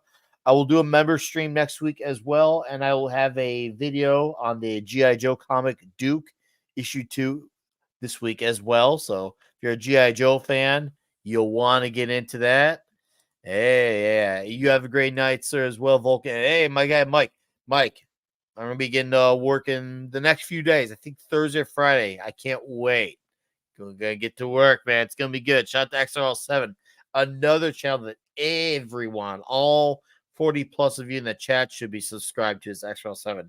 Pixel animation, great commentary, and also really great episodes of music as well. He's got that first wave metalcore thing going on too. It's good. It's good. Go fucking subscribe to XRL7. I'll plug that plug for you guys on the way up. But seriously, guys, thank you all for your support. Once again, if you're new here, welcome to the party. Welcome. We hope you loved what you saw. We know you will come back for more. But until then, have a great night, everyone. Thank you for being here. We're going to play our intro as our outro. Thank you. I'd like to show you something.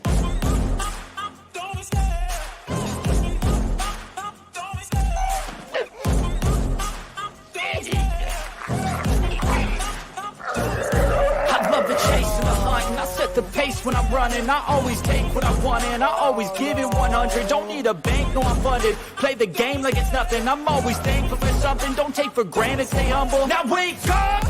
It's time to look at the enemy. Look in the mirror if he is no friend to me. It's not working out, maybe it's the chemistry. It's time to break up so I can make a better me. Better believe in your mind, 'cause it's everything. You can mold, shape, find almost anything.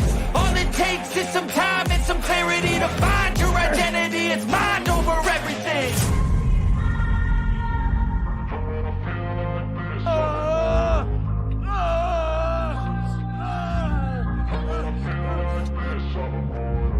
And when I feel like this, I'm immortal. When I feel like this, I'm immortal. When I feel like this, I'm immortal. When I feel like this, I'm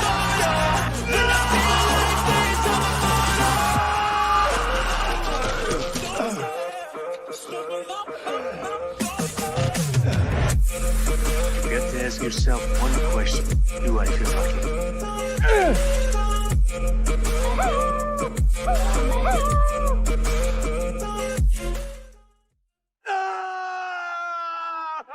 You're still here?